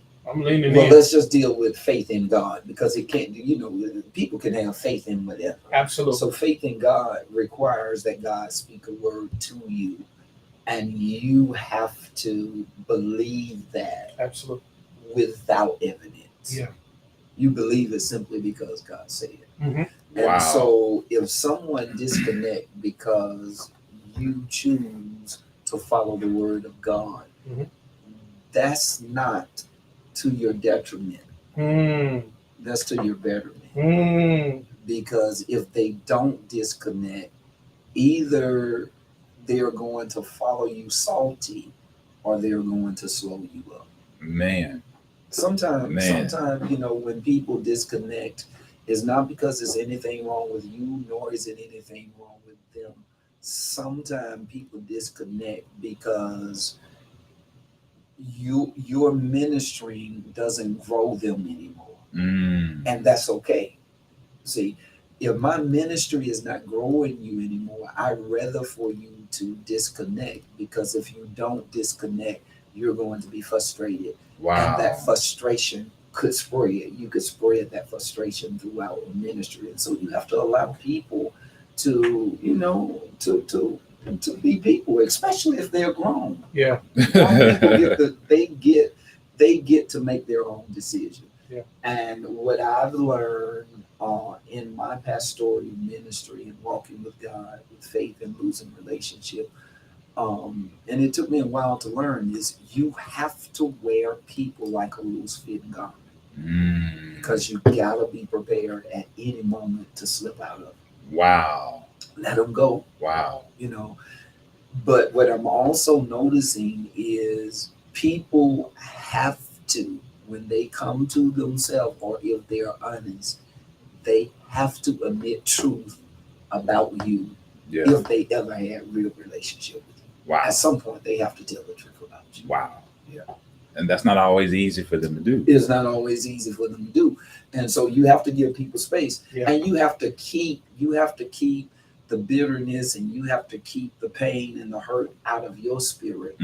Because if you don't, it hinders where God is trying to take you. Wow. You can't, if they gone, they gone. Yeah. You gotta let them go. Yeah. You can't keep, you just can't keep people in your spirit, or because it'll disappoint you. And I hear us, and all of us do it as pastors. The challenge for us is that we pour into people, and when they leave, and this is not just talking about friends disconnected from friends, but most of our hurt don't even come from the disconnected of friends. Absolutely. Most of our hurt comes from the people that we poured into, that we spent the more time with, that we thought would be there, and when they decide to go, it hurts us as a pastor. We were just talking about this. Yeah. See, and so you take people, when people talk about church hurt, there is absolutely nobody in the church that has been hurt more than the pastor. I don't care what church you go to. We just don't talk about it. We don't talk about it because we have to continue to move forward. And most of us, we have to minister through our hurt. Mm-hmm. We don't get to say, okay, I'm hurt, so I'm leaving. That's not what we get to do. I'm taking the Sunday off. Yeah, we can't do that. No. And we can't allow that the pain to spill over into our message. Yes, sir. So we have to, so we've been hurt, but we have to learn to move forward. My way of doing that is to realize grown people are grown people. They don't belong to me. Yeah. These are God's people. So if they leave faith and go to another church, as long as you're serving God. Yeah. If this works for your family, this works for your family. Mm-hmm. What you want me to say? What do you want me to do? Yeah. Why am I going to allow that to affect what God has called me to do? And why am I going to be upset with you when at some one point in my ministry, you were a blessing to the ministry? Yeah. Wow. And just keep going. So I heard a preacher say that churches are a revolving door. Is that how we should prepare and potentially protect ourselves from hurt? No. Okay. And I say that on the heels of prayer last night. Mm-hmm. I was sharing this with our people on last night in prayer. Mm-hmm. God never called us to become a church of implants. Wow. God's directive to us was, if you follow me, this is what he says, if you follow me, I will make you fishers of men. Mm-hmm. That was his promise. I ain't gonna make you a good preacher. I'm not gonna make you a good singer. I'm not gonna make you one of the popular preachers or anything. I'll make your name great, of course. Yeah.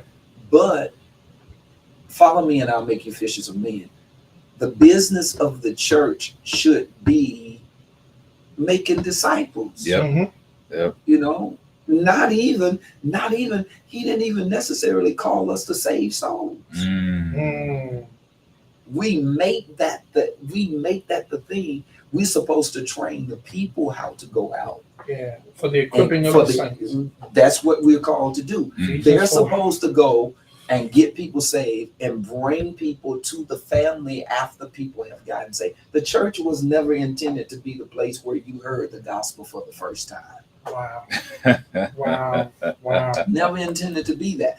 And so when you say the church is a revolving door, I'm saying I don't want to get stuck on that, because there's too many people who are still out in the world who have not yet heard the gospel of Jesus Christ, and they're waiting. Yeah. They're waiting for the church while the church is waiting on them to come to the church. That wasn't the plan that God gave. Yeah. Every harvest you got, whether, I don't care what it is. Okay, let's just use your groceries. Or let's use, for Lee B, let's use Taco Bell. Hallelujah. Come on in the house. So if you gonna harvest Taco Bell, do the Taco Bell get up and come to your house? No, Doc, I gotta go get it. You gotta get up and go get it. Yes, sir. And then you bring it to your house. Yeah, go ye therefore and get your Taco Bell. There you go. And so, there you go with that. So it's too many lost people, too many people Absolutely. Who are unchurched for us to get stuck in implants, and they revive and door. They come in through the front and they out through the back. Why are they going out through the back? Why? Because Jesus' message was, all that you gave me, Yeah. I haven't lost one. Yeah. You know, and so I think the revolving door is something we allowed ourselves to get used to, so we won't have to look at our own insufficiency Wow. of making disciples. Wow. You So make it's this- our coping mechanism. Is our coping mechanism. So they in and out. We get used to that. We've heard it for so long. So if that's been the story for so long, why hasn't anyone addressed Yeah. that revolving door? Take the darn revolving door out. Where's the cement? Yeah, shut the thing up. You know, and how do you do that? You make disciples. Yeah.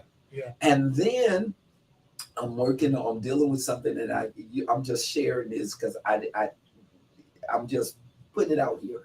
I haven't theologically really dealt with it yet. When the Bible says, "How shall they preach except they be sent?" Mhm. I'm wondering if the text is talking about God sending them, because I know God called them.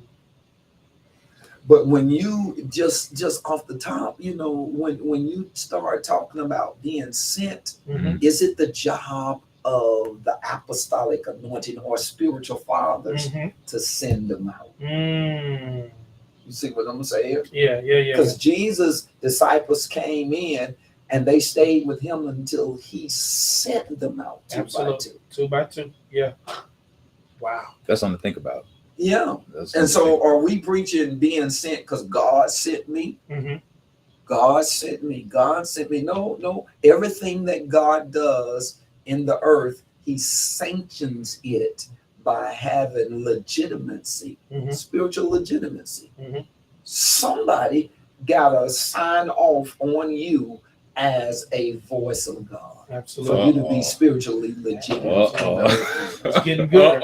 You see what I'm saying? I'm with you. So is it how can they preach except they be sent? Is who's doing the sending? Some of us send ourselves. And if you do that, you are part of the how can. Oh my. Wow. How can you preach? Where's your legitimacy? Yeah. Where your papers? Where are your papers? Who signed off on this and said that you sat under enough to be held to the position or called to the position to be over? That's heavy. And that conversation go many Yeah, different ways. Yes. It go many different ways. Yes. Because you know, in some churches, denominations, fellowships, reformations, whenever they license and ordain an individual for ministry, the entity holds on to the credentials. Yeah. And in some settings, every year you have to go and be reaffirmed. Absolutely. So you don't get it one time and then you just take off. But in some one and done. and some instances, so they have adopted that, and that's really something to consider. We wouldn't have as many renegades if we did it. Let's use the Bible. We wouldn't have as many false teachers. Wouldn't have as many false teachers or this crazy theology. You know that, man. There's so much crazy theology that's going on right now. You know, eisegesis. Yeah, it's a season of improper hermeneutics. That's good. And what the Bible calls it is the spirit of error. See, it's the spirit of error. Where you got all this teaching, it sounds good. Right. But it's not sound. Yeah, that's that false teaching. It ain't God. Yeah, because if you can go line upon line, precept upon precept, it should not. Oh, you sound like Selma now. You can't teach it. You shouldn't teach it. You shouldn't teach it just because you got a feeling. Yeah. That doesn't mean that that's something you should be teaching. Yeah, sneaky suspicions ain't got nothing to do with the same. Your revelation should have to be checked. Absolutely. And there is no check and balance Absolutely in the church now. And so, the revolving door, they get mad over here, so they go over here and they leave over here mad, and they take that spirit with them. And because they got mad at the preacher over here, they out of there. Now they starting the church over here. Yeah. There was a question, I think I shared it last week, where the gentleman was like, where y'all think all the musicians going? It's like they getting swallowed up. I said, no, it's because it's 3 million made up churches. You know, they busy getting $50 check here and $20 over there, and because we got them everywhere. And I don't want to talk down about somebody because somebody might be listening and say, well, our church is storefront. I bet we got more power. Well, my thing is, did God tell him to start that? Yeah. Because in many cases, I think we as the kingdom could be more effective if we came together. Absolutely. Yeah. The world is merging. What we doing? Corporations are merging. What we doing? Keeping our histories. Yeah. We gotta. I mean, we gotta swapping $100 bills for pastor's anniversary. Oh Jesus! Don't do that. Don't do that. You know I ain't lying. You know I ain't lying. Let me say, I got something for you. Oh. So I do think it's necessary. And guess what? It back to what we were talking about when Pastor Jalen Oliver was here. Yeah. It really pained me to see the progressive and hear the progressive conversations during the pandemic cease automatically when they thought the coast was clear. And so during the pandemic, conversations were going about consolidation. Conversations were being had about how smaller churches could potentially be a hub for ministry. It could be a building where we do this and we do that. But as soon as that COVID looked like it was gone, going back to us in church, and everything went back to where it was. And it really, I think, is problematic, not just for the church as a whole, but it's really our culture. Yes. Because they merged too. Yeah. They shut down and they'll put their money over there and, they'll become a deacon over there and do what they got to do. Yeah. I think we are a prideful bunch of people. Yeah. And we believe that our history dies if we were to make a better decision for the sake of being more effective. Yeah. And so that's definitely a conversation I think all of us need to be having. I wish I shouldn't go there. I wish it was a conversation that the bigger entities were having.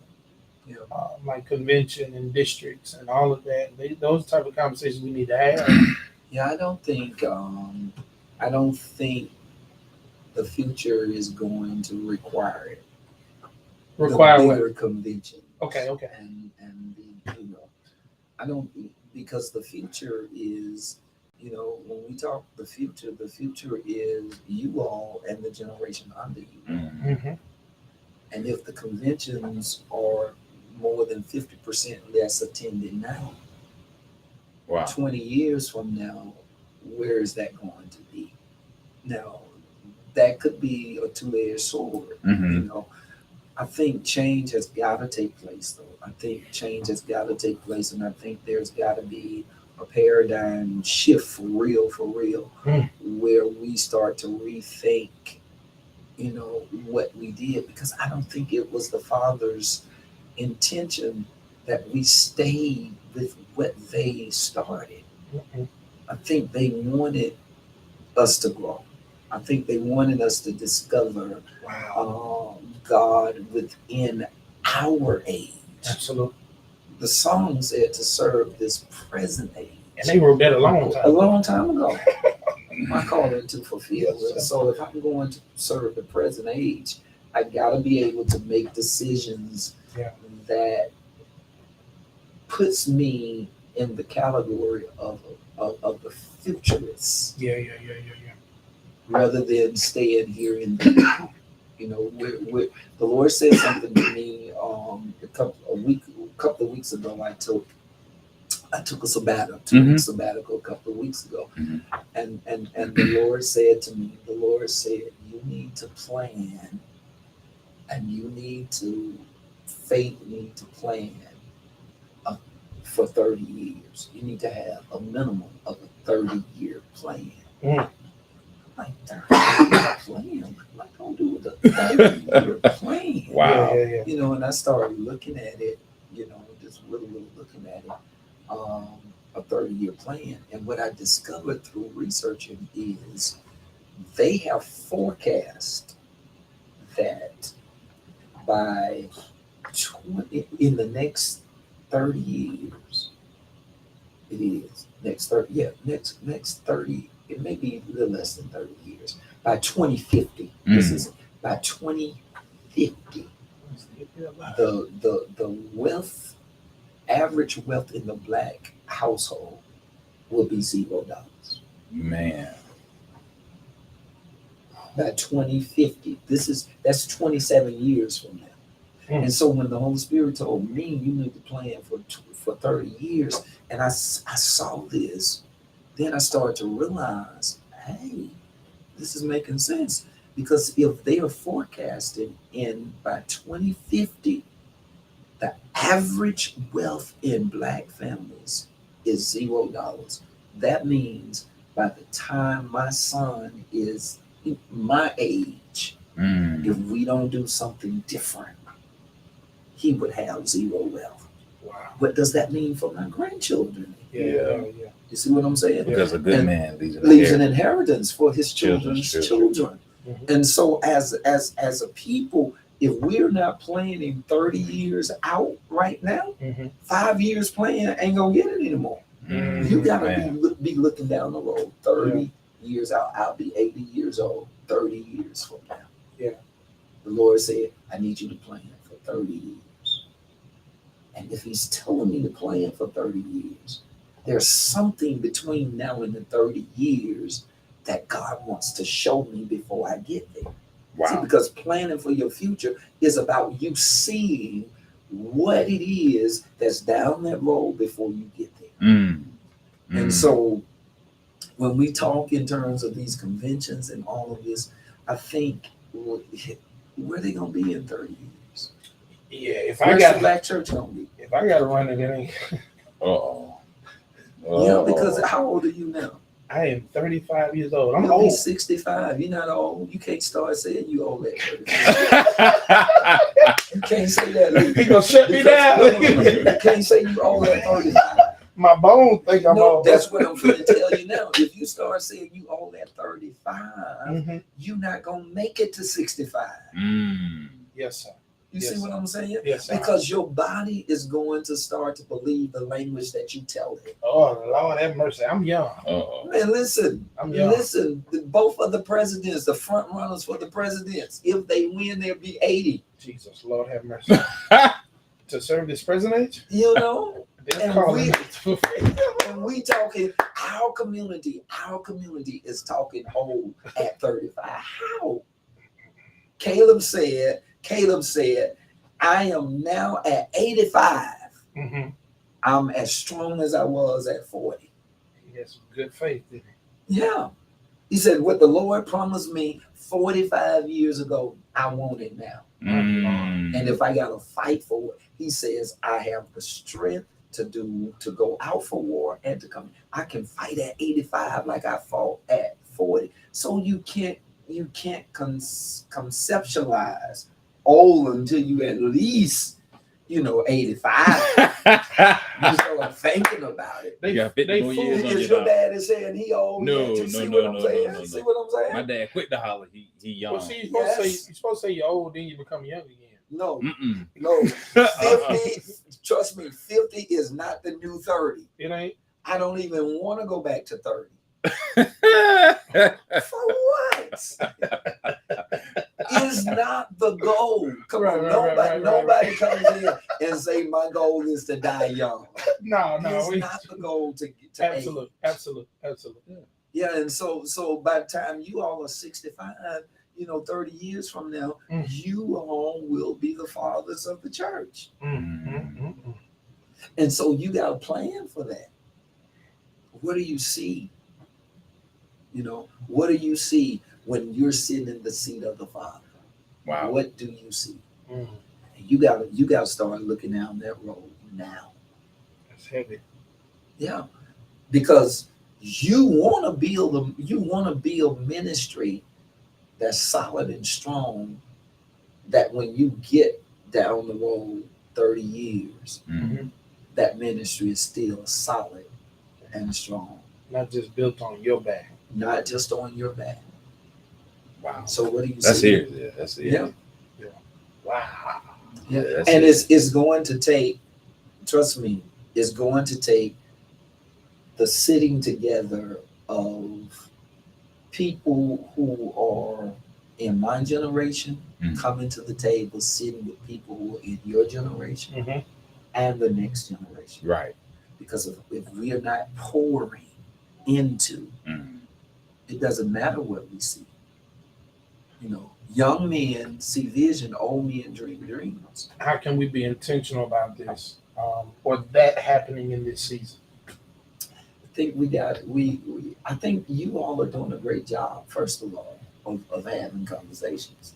Y'all bring somebody in my generation in, and we're having conversation. But I think we got to be more intentional. My desire in the planning, the 30-year planning, is to not organize more opportunity for preaching, Wow.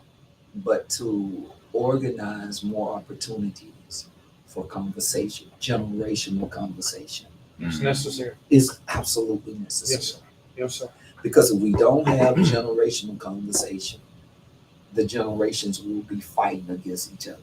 And I think somebody missed that first part, not creating more opportunities for preaching. Yeah. And that's the AAs, Oh man. all of the revivals. Yeah, I'm not interested. Yeah, there's more effective things that we can do. Yeah, we've had enough churchy church. Mm-hmm. I think the pulse of our communities is requiring something different from our churches, the Black church especially.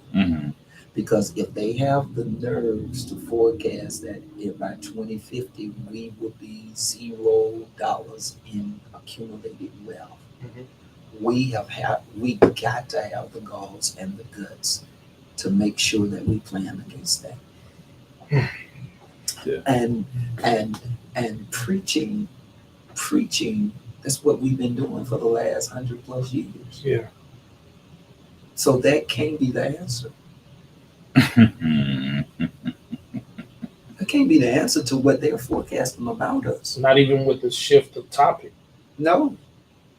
You got to have conversation. Yeah. Because the preaching makes one person the object.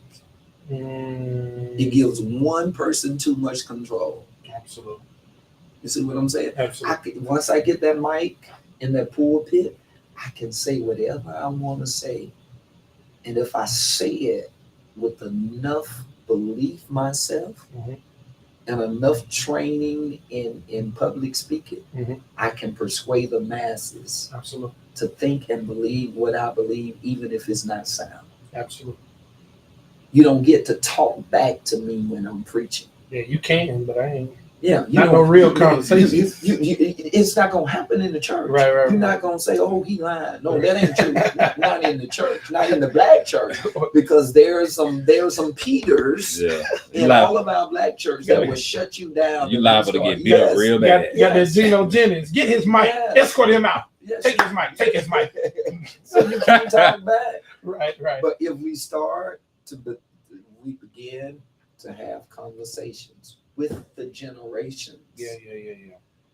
I think the church come out on the better end, and I think we counteract what they are forecasting about our community. So having more of a holistic approach to ministry. Absolutely. Yeah, that makes a lot of sense. Absolutely. Yeah, that makes a lot of sense. When I talk to my children, they open my mind up. I'll give you a good example. The other night we was talking about one of the conversations and our 21 day of prayer. We were doing it different. We're not just coming together just to pray. Pray. No, let's see the different ways that we can move in prayer. And so we're having a conversation, and one of the members, older mother of the church, she's in her 80s, she asks, "What does it mean to quench the Holy Spirit?" And I started giving my church, my church definition of quenching the Holy Spirit: to shut him down, to ignore him, to not pay attention to him, and what have you. My son says, when I hear quench, he spelled the word, he says, "This is what I see. I see a fire. Because you say quench the Holy Spirit. I see the Holy Spirit as a fire. Quenching the Holy Spirit. What I see is somebody bringing a bucket of water Throwing and it on. pouring the water on the fire. Absolutely. Open up the whole conversation. Oh. People could visually see that. Uh-huh. Now they got a revelation of what it means to quench the Holy Spirit because you just put that fire out. Mhm. You know what it took to start that fire. Right. Now you just tossed water on the whole fire. Do you know what it took for God to give you direction? Now you just put Man. water on. Yeah. It gave total different revelation. Now you think about effort and intention and All of that. Your responsibility, Yes. the part that you play in keeping the fire burning. Yes. and your ignorance to throw the water Yes. on the fire. All of that. It opened the whole scripture up. Absolutely. Man. But we're not having that conversation. Yeah. See that generation, they think different from us. Mhm. They think very different from us. Absolutely. And we think that they're not paying attention to us. They have Mhm. paid attention to us. Yeah. But they want to build off of what it was that they heard from us. They want to move They forward. want to move forward. Yeah. They want to move forward. That's wow. And I love that because that's something we talk about a lot. The term intergenerational ministry, Mhm. and so you're really seeing that those intentional efforts for. I think the definition that I love about it is when multiple generations can get into the mud and work together, Absolutely. and so you're creating those opportunities for these generations to see that they do have a lot of the same values, while some things aren't the same. Absolutely. That they have a lot in common. Yes. So again, let's just take you up, Trey. You Mhm. you 30, 29. 29. So my first experience with the cell phone Mhm. at 50, my first experience with the cell phone was the bag phone. My daddy had one of them. Wow, my dad had That one. thing too. was I heavy had too. one too. Absolutely. Jesus, that thing was Absolutely. heavy. Absolutely. Wow. What's your first experience with the cell phone? Ooh, I was in elementary school. It was a flip phone. Yeah. Good. Flip. A flip phone? Flip phone. Flip. Wow. Flip What- phone. what was with the yours, SIM Lee? card. Yeah. So I saw that one, but I didn't get to touch that one. My first experience was the Nokia, the hard one with no color, Uh-huh. Really? with Snake on it. Uh-huh. You throw that joker, no insurance. No insurance. It always worked, and it was free after 9 o'clock. See what I'm saying? Do you have a home phone? Don't have a home phone. You got a home phone. Nah, Don't have a home for phone. what? Do your mama or dad have one? My mom does. Have a home They phone. still got them. Still got a home phone. Extra Is it the penny? same number when you were little? Nah. My folks For got me, the it is. same number. Well, Same they number. didn't move, so they don't Yeah, have the okay, same I got you. So, but the difference is the generations. Right. Our experience are different. Mhm. And so if you don't bring, if in most of our churches, you got at least 4 generations. Absolutely. Man. And if you're not speaking to all 4 generations, you missing a whole generation of people. Absolutely. And what is that generation going to think about the church? Because when they grew up in the church didn't speak their language. That's good. Mm. That's good. You see? And so, man, we got preaching, more preaching, more opportunities for preaching. For who? Who is that? Who is that for? Yeah. Us. Yeah. It's for us. Mhm. If you survey your church, I can guarantee you your church will prefer more conversations than they would preaching. Mm. And so, wow. So how are you creating those moments? Are they, because we live in this digital age where everything is somewhat televised and live. In this moment, if you're doing so, because I've watched a lot on your page in these last couple of days. They're very chill, authentic, genuine moments of conversation, so that you can get the best of people's thoughts and have conversation with them concerning it. So how are you doing that in your church when it would seem, this is my thought, that it'd be better for small groups. Mhm. So how are you doing it? What's your structure of doing it? So again, we haven't gone into the full drawn out plan for that because we got limited space. But Absolutely. what we're doing now, so we're 21 days of prayer. So instead of coming to church and just praying for that hour, just outright praying. Old school prayer meeting. Yeah, instead of doing that, Right. we got around, put the chairs in a circle, Mhm. and then people are bringing mats. They're sitting on the floor. They're bringing blankets, and they're sitting on the floor. We're spending time with the Father, but we're also spending time in conversation. That's fellowship. That leads to fellowship. That leads to spending time with the Father. That leads to what God wants to say to us in prayer. I love it. And so those type of things, I think, and it just is it for us, it won't just be, those prayer moments, but it would be subject matters. Mm. It would be real life stuff. What's happening, in your world? Where are we going? What are you planning? What does your family look like? Mhm. Where's the church now with LGBTQ? Is it what is it? QIA. Where's the church with all of that? Yeah. Having that conversation. How did you get here? Mhm. Do you really do you think that this is the will of God for your life? Is there something better, or is this your choice? All of those type conversations, you got to be able to sit down and you got to be able to have conversations where the room is safe. Mhm. Safe space. Yes, where my opinion is heard Yeah. and not judged. Mhm. Wow. Where I can provoke thought, by asking questions. I think what's amazing about that is that you're doing it around others. So we've always, in our pastor study, been able to do that and create that space. But you doing it around your fellow parishioners, it kind of aids in one of the things we were talking about earlier, how if you could shift and or get the pews to understand a particular culture, it makes it easier for everyone to grow and develop in that same way. Yeah, because in the pastor study, who's in the pastor study? Just us and them. Just us. Yeah. And when we are together, most of the time, it's a whole lot of testosterone in the room. True.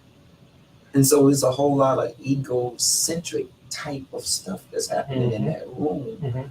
But that's not giving me, I can't get from you and you what my people need to hear Absolutely. or what's in the mind of my people. Mm. In order for me to get that, I gotta have the conversations with them. I gotta be able to sit down with them, and I gotta make them comfortable enough to have the real conversations with me. Yeah. And this conversation can't just be about having the conversation, but the conversation has got to lead to some visible change. Yeah. Yeah. You see, I'm concerned not just about my family. I'm concerned that they had the audacity to say that in 2050, the average wealth in Black families will be zero. Mm. I'm concerned about that. Wow. I'm interested that if that study said that concerning the African American household, what did it say concerning other ethnic groups? The white average, the average income in white families right now is $187,000, and is expected You're talking to about right now? increase right now. And it's going to increase. And is expected to increase, while the average wealth in Black families is expected to go to zero. Man. So how will theirs increase and ours go to decrease? And I was going to say that. Does this article give any explanation of this prediction? Some of what the article was saying was, we don't really do estate planning. Mhm. We don't have life insurance. Mhm. The generations, the older generations are not passing down wealth to the younger generation. Mhm. Rather, the younger generation is now having to take care Yeah. of the older generation. Absolutely. I can see You that. gotta change I can that. see that. And by default, inheriting debt. Debt, Debt. Yeah. which can lead to death. Yes. It'll stress you out. It'll stress Yes. you out. So it sounds like that what they're saying is that we're not taking to heart We're not learning. planning for wealth. Yeah. Wealth is not something that just comes about haphazardly. You have to Absolutely. plan. It comes with intentionality, Absolutely. and that makes a lot of sense. You Yeah. have to plan for wealth. Absolutely. It really does. Yeah, you have to plan for wealth. And so if we don't have the conversation, how do we know we blame? That's not a preachable subject. I mean, we can mention it in preaching, yeah. but that's not preachable. We don't get no shouting off of that. I ain't gonna lie to you Preach now. that. When I do my stewardship series, I don't look for no shouts. Yeah, that's true. I don't look for no hollers, because of what you just said. Now, the only Yes. component that I did not think about is the reality that if you're still in a preaching context, there is no room for conversation. There's no room for conversation. So that means application is still a little difficult Yes, for some to grasp. yes. But Because now, while I'm preaching, I can't point you yeah, to an estate attorney. yeah. I can't really bring somebody because I'm a preacher. Hmm. I'm preaching. I'm not an expert, Right. so I can't share all of the difference between the will and the trust. Yeah. But I can, if I arrange conversations, I Yeah. can bring in the experts in those particular areas that's going to get that information to you, because the whole idea of preaching is to get people saved. Absolutely. But save in our former content is being ready to go to heaven when you die. Now save has got to be, I need to keep you from getting to zero Yeah. income or Yeah, zero wealth in the next 30 years. Absolutely. Save is, I need to make sure that cancer don't overtake your body at an early age. Save has to be holistic. Mm-hmm. You see what I'm saying? Absolutely. And in order to do that, sometimes you got to bring in people who are experts in those particular areas Yeah. where you are not. Leave me on Sunday. Yeah. Give me the mic on Sunday morning. Right. But through the week or whatever, and maybe perhaps even some Sunday mornings, let me share this mic so we can get a conversation. And I think now, I will say this, I do believe, and I know Restoration, I know New Home, I know there's several other churches with younger preachers who have understood the necessity of those financial panels and things of that nature. Some coming up now. Because we had some at Restoration earlier this year. Yeah, y'all getting ready for something again, right? We're working on some stuff now. Towards the end of the year. Yeah. So those financial planning, but what we We find is, wholeheartedly in it. yeah, what we find is, it's the same demographic that will come to Bible study. Mm-hmm. It's not just Sunday morning church. Mhm.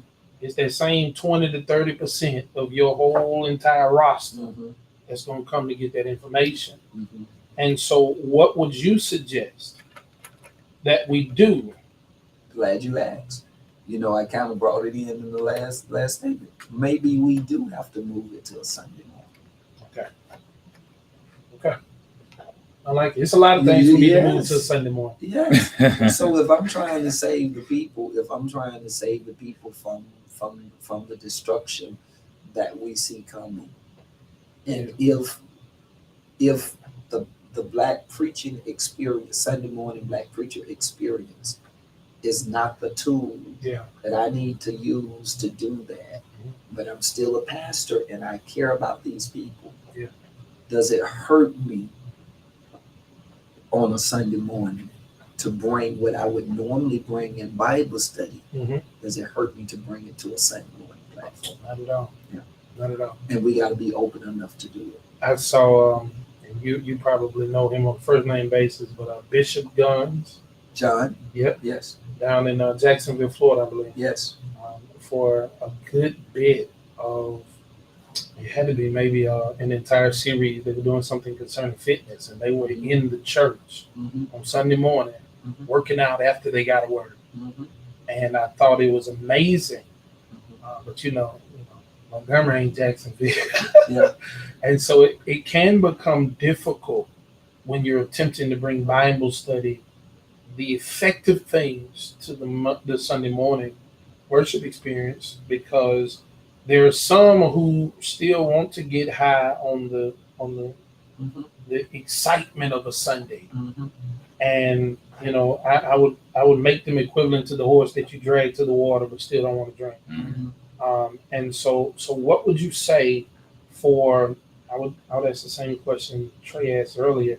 How do you prepare your people for that type of shift? I think you use your creativity. You Mhm. got to be creative in doing it. That's not to take away everything. Mhm. It's not to take away everything out of that Sunday morning experience. We can be creative. For me, if it was that, if I was in that setting, I would probably say, because I'm concerned about your well-being, I'm going to use the time that I would normally share with you on Sunday morning. Mhm. And I've invited these people to share because I think the information that they have to present is going to be better for you than what I could present to you in a sermon. Mhm. I need you all to hear this. See, so for when I change, when we shift our youth ministry and we change how we were doing our youth ministry and our new leadership, instead of me preaching that Sunday morning, Mhm. I did just that. I gave that time, my preaching time, to this new youth leadership because they needed to be able to present the new plan to our church, and they needed the time to present that plan to our church when the majority of our church was going to be there. Right. And my church loved it, Awesome. ate it up, asked questions, got on board, and it made the difference for the shift that we were making in that particular area of ministry. Mhm. Now, had I moved that to a Wednesday night, like you say, 30% of the people, most of the people wouldn't have gotten that. Right. And so they wouldn't have known where we were going. Absolutely. But it didn't cost me anything. Yeah. As a matter of fact, I got rest that Sunday. It was beneficial. It was beneficial. Yeah, it was beneficial. And the people saw vision. Absolutely. You see what I'm saying? And so I think we have to focus on what is the overall goal, Mhm. and let the overall goal be the driving point. Now, that might not work in every church. It might not work for every ministry, but I think we have to be creative enough to at least start having real conversation and engage the people to go where we're needed to go. Man, Yes, sir. that's good. That's good. Now, this has been a good show. It really has. Yeah, We have to bring you back for a part 3. No problem. He's doing church consulting. We got to bring him back. Hey, 7 years from now, that's what I'm gonna be doing, right? Consultant, right?